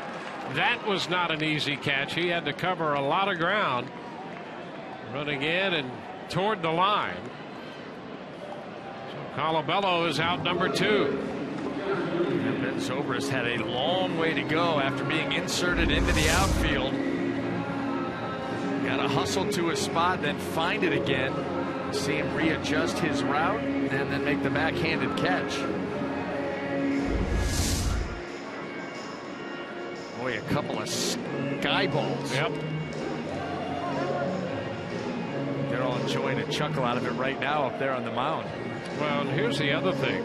They're out there maybe to give McGee just a little breather. 24 pitches through 3 hitters, 2 outs with a man at first.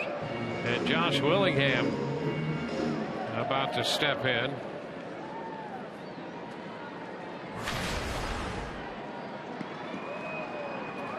Willingham with a couple runs batted in.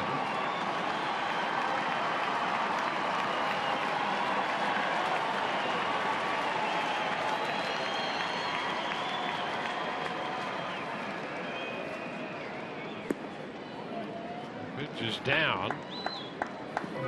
Willingham in his career is 2 out of 3 against Jake. One of those hits a home run. In fact, the last time he faced him, he hit a home run off it.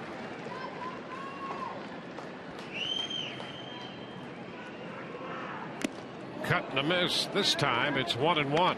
He was going for that right there. In fact, that's what the last few hitters here that the Twins have sent to the plate are thinking. Down by 2, a runner on. Not trying to get him over and get him in. Trying to get everybody in with one swing.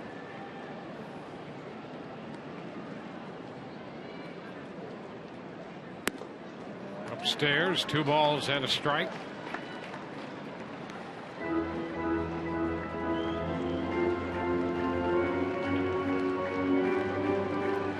He made 12 pitches to Plouffe. He walked him.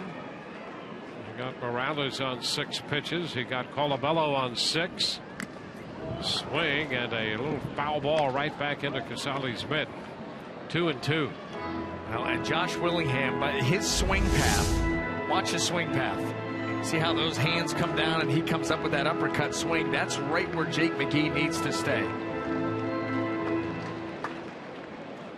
Right at the top of the strike zone, maybe even a little bit above it, out over the plate. 2-2, he got him. He strikes him out to retire the side, leaving a man on. We have completed 8. Turned out to be a long inning in the 8th for Jake McGee. He gets the job done. Rays lead 5-3.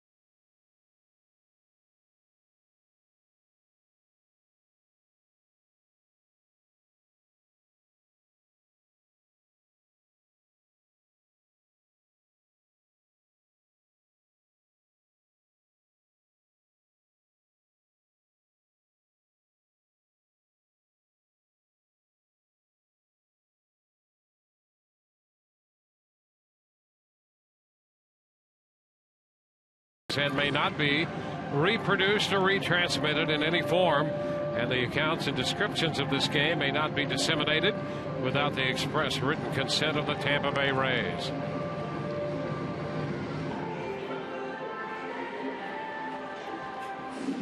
Rays lead this game. It's 5-3 moving into the 9th inning. Chris Colabello will stay on to play right field. And on the mound here in the 9th inning for the Minnesota Twins, their closer Glenn Perkins making his 40th appearance of the year. On 22 out of 25 in the save department. Obviously being behind here, not a save situation, but good numbers all around. 39 and a third innings, 49 punch outs to go along with just 7 walks. Tremendous ratio there by Perkins.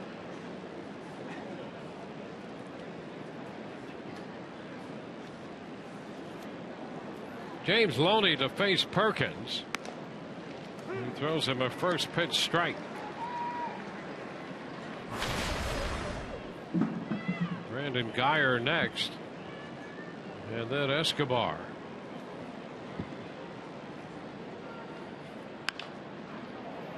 Foul out of play. The All-Star game, it was Perkins and the Twins catcher Kurt Suzuki. There at the end, teaming up as the battery to finish things off here in the Twins' home ballpark.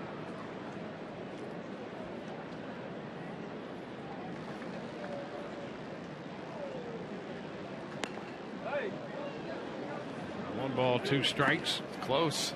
Close. Perkins wondering where that pitch was. Good breaking ball right on the corner, it looked like.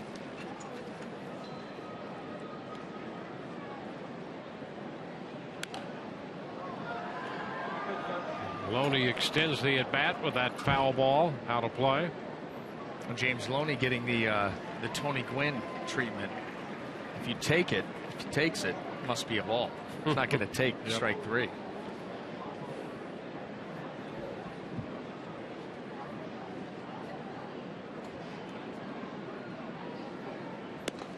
Oh, there's strike 3 call.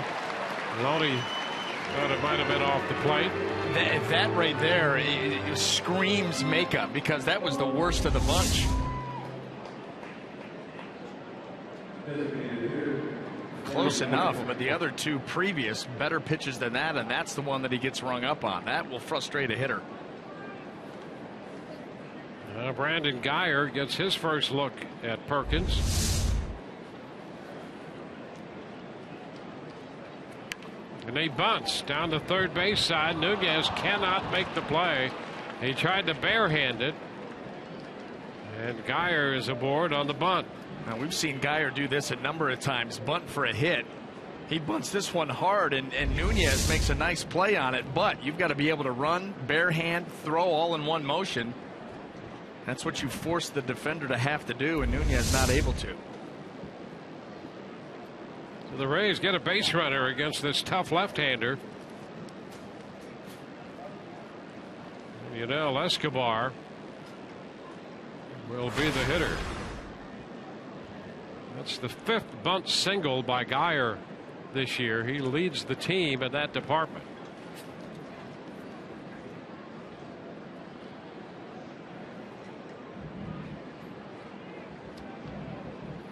Now Escobar.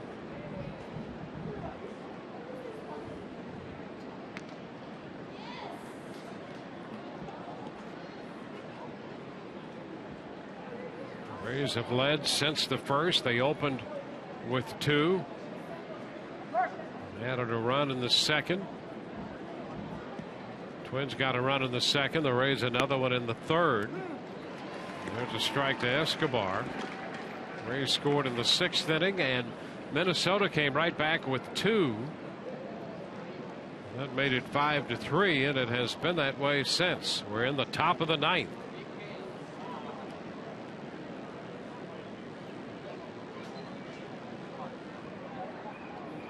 Move to first. Guyer back in, studying Perkins' move.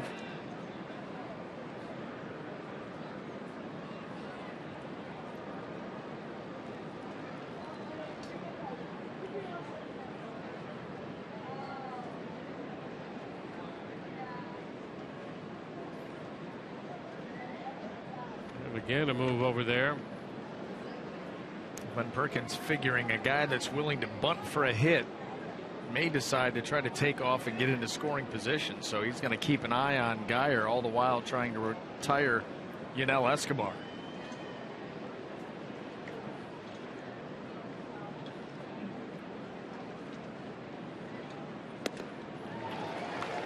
Cut and a miss. 0-2.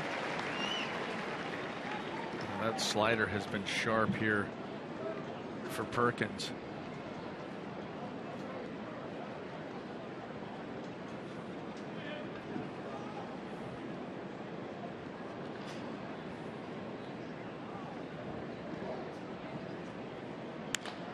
Fly ball into left.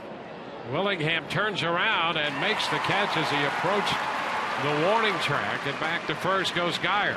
I'll tell you what, when you looked out at left field, big picture, you could see the flight path of the ball and Josh Willingham's route, and they did not match up to a catch. He had to make a quick adjustment on the fly and get back to be able to haul that ball in.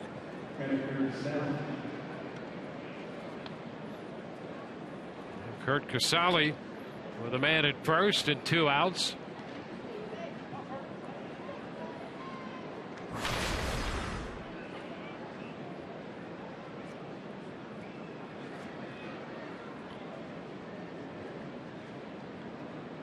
Perkins with a little lob over to first this time.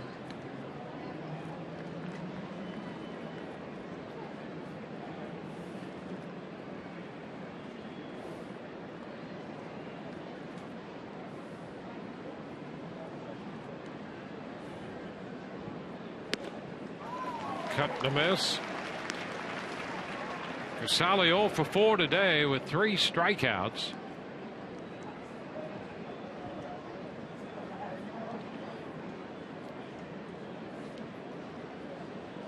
Hit the ball hard his first time up. And the fastball is in there. 0-2.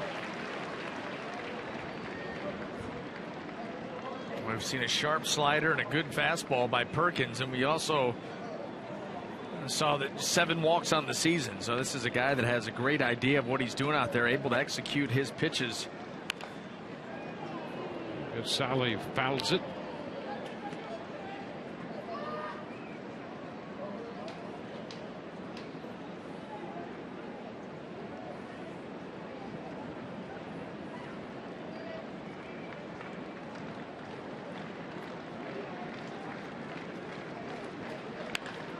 Another foul ball down the left side. Holds the count at 2 strikes.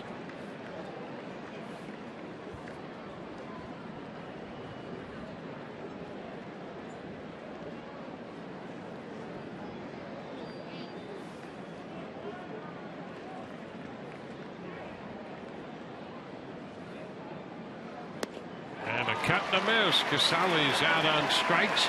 Got him with a slider. Bottom of the 9th coming, with the Rays leading this game 5-3.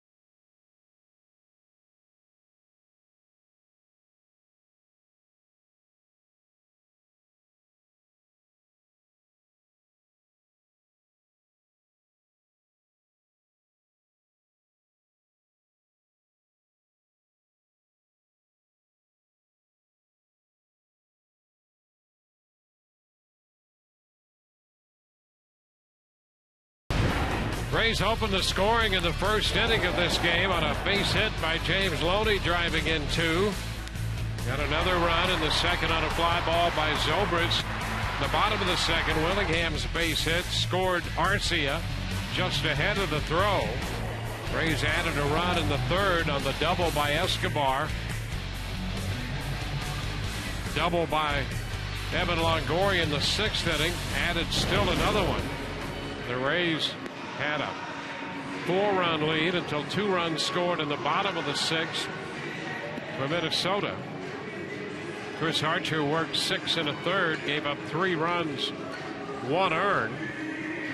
Evan Longoria with a couple of doubles, a run scored and a run batted in. So we go to the bottom of the 9th inning with the Rays leading. It's 5-3. Grant Balfour will make his 39th appearance. An opportunity for Grant Balfour to go out, close, get a save here, a 2-run lead as we head into the bottom of the 9th inning. He's on for the 39th time. And you can see in those instances, 11 out of 13. Almost a strikeout an inning. And he will be facing the bottom of the Minnesota lineup.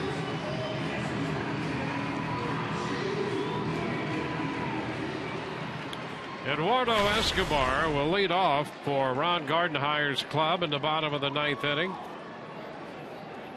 Kurt Suzuki has already come out on deck. And the first pitch is too high from Balfour.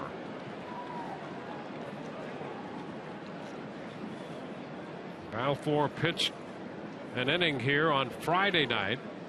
Picked up a strikeout. He's behind Escobar 2-0. Yeah, and don't like those 2 pitches. First one missed high, tried to make the adjustment in the release point, yanked it down too low.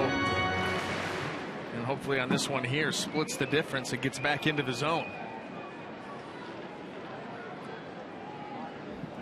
There we go. That's a strike around the knees. 2-1. Archer 6 1/3, Boxberger 2/3, McGee 1 inning, and he made 29 pitches in the 8th inning.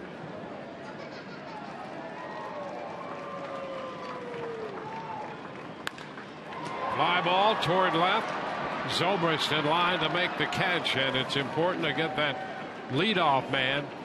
And Balfour and the Rays retire Escobar. Especially in this situation where the leadoff man aboard now brings the tying run to the plate. And so Balfour able to come back and record the out on the fly ball from Escobar, and now we'll deal with Kurt Suzuki. Suzuki hitting .305, the 9th leading hitter in the American League and a member of the American League All-Star team representing Minnesota this year.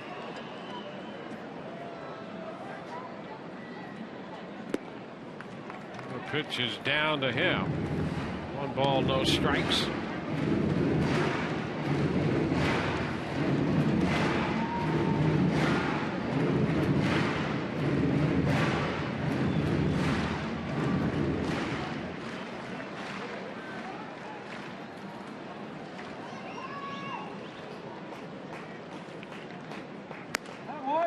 It's upstairs.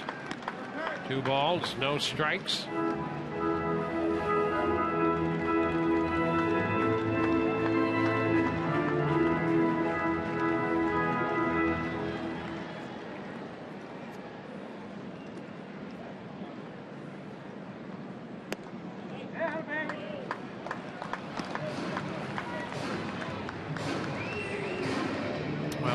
Balfour has struggled. It has been the lack of command that has done him in.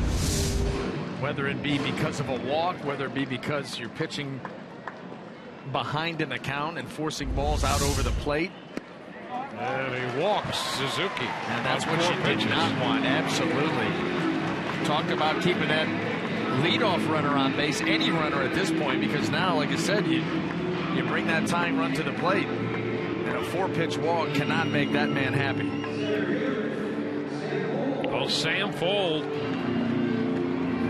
and we all know how tough he can be in these situations. And the other thing, Dozier's on deck, their leading home run hitter in this lineup. One man at a time. One on with one out. Here's Fold.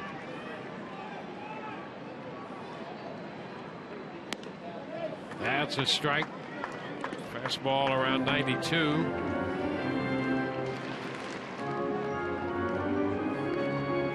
Sam today has struck out, sacrificed, and singled. And his bat has been hot for Minnesota.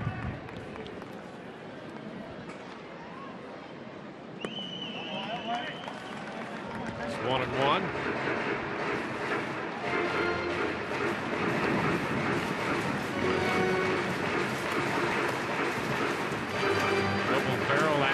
Kirby Yates, the right-hander, Cesar Ramos, the lefty. Is he in the Rays bullpen?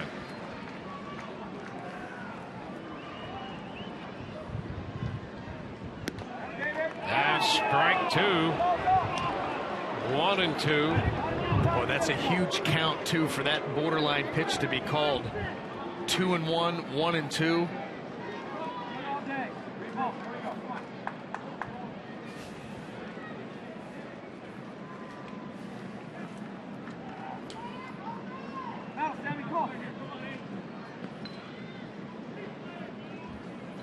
Escobar hit a fly ball to left before Suzuki pinch hit for Fryer. Balfour walked him on 4 consecutive pitches. Grant ahead of Sam Fold, 1-2.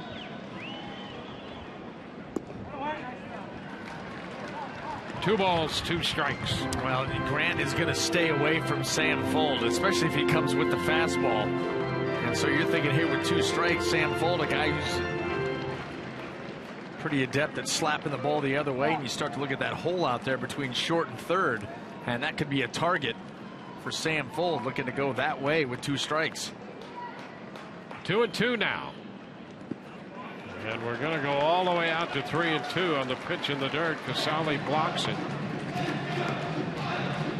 And not an easy block too, because you see how far out in front of home plate this ball is. Foot and a half.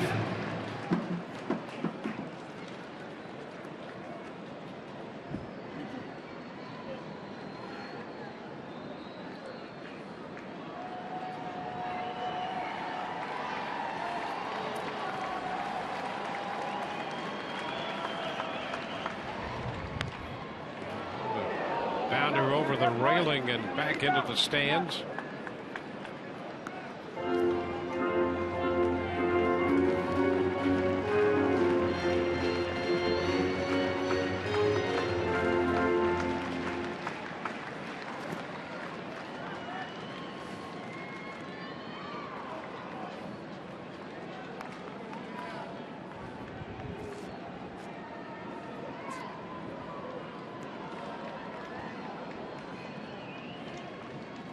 Upstairs.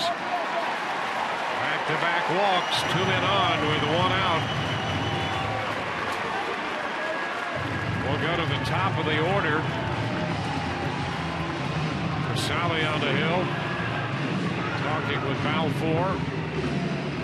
Forsythe then taking up a little time after the second walk.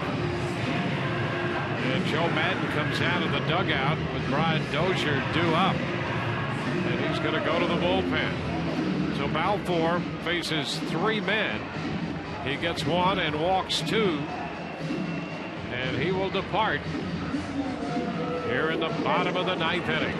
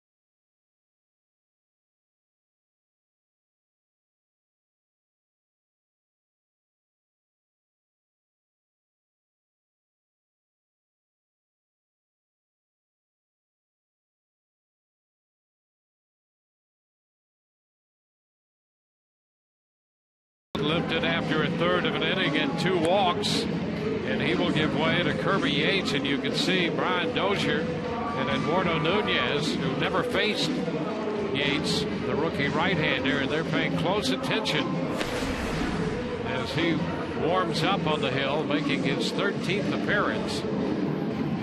His number's good. That loss was a heartbreaking loss on a 3-run home run hit by Salvador Perez. See the Twins with a quick update, the scouting report there on Kirby Yates. Trying to give these guys an idea of what he may come with, what he likes to do, any tendencies that they deem relevant. And Kirby Yates, his biggest appearance thus far in this season for the Rays.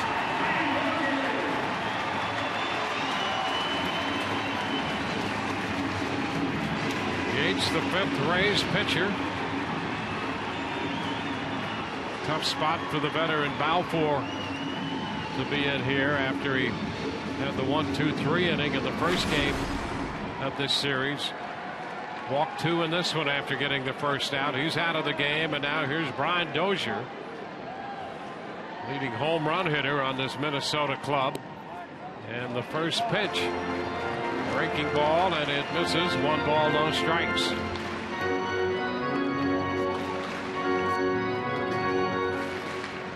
Dozier 0 for 4 today.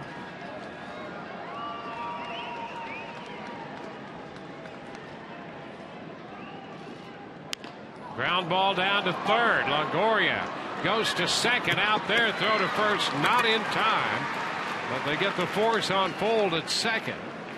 That's the second out. Dozier hit it on the ground. Just not hard enough.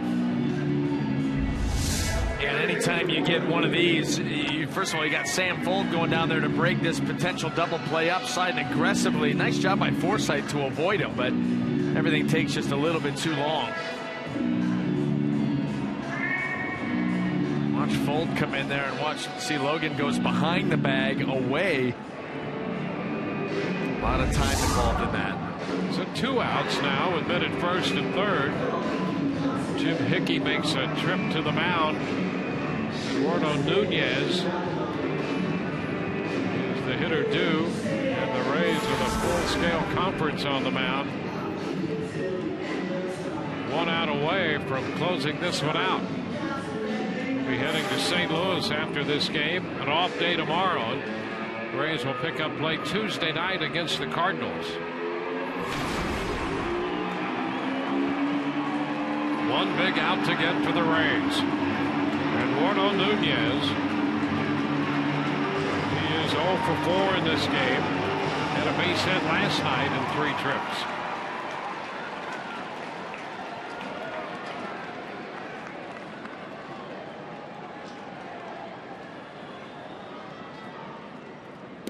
And the pitch is a strike around the knees.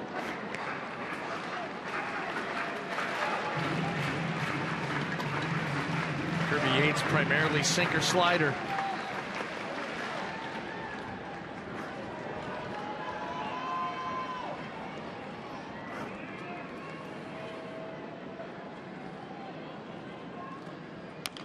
And he's reaching for that one. Staying with the breaking stuff, and a foul ball, 0-2. Yeah, and just continue. The first one caught a lot of the plate. That was a good one, moving its way off the plate, expanding that zone just a little bit, and now he's got a lot of possibilities here, up 0-2. Yates was 16 of 16 in save opportunities for the Durham Bulls. Up 2 strikes on Nunez. And a popper down the right side. Will it stay playable? That's a foul ball and caught by Forsythe to end this ball game. Logan Forsythe tracks it down, and the Rays win it. It's a 5-3 final here in Minnesota. As Kirby Yates comes on to get the final 2 outs. The Minnesota Twins leave 2 in the 9th. And the Rays win this one 5-3. And here's the final out once again. Logan Forsythe there. How about the ground that he had to cover? Sliding down and moving at a difficult angle and making the game-ending catch. So the Rays complete the sweep here in Minnesota. The Rays have won 5 in a row and 14 of their last 17.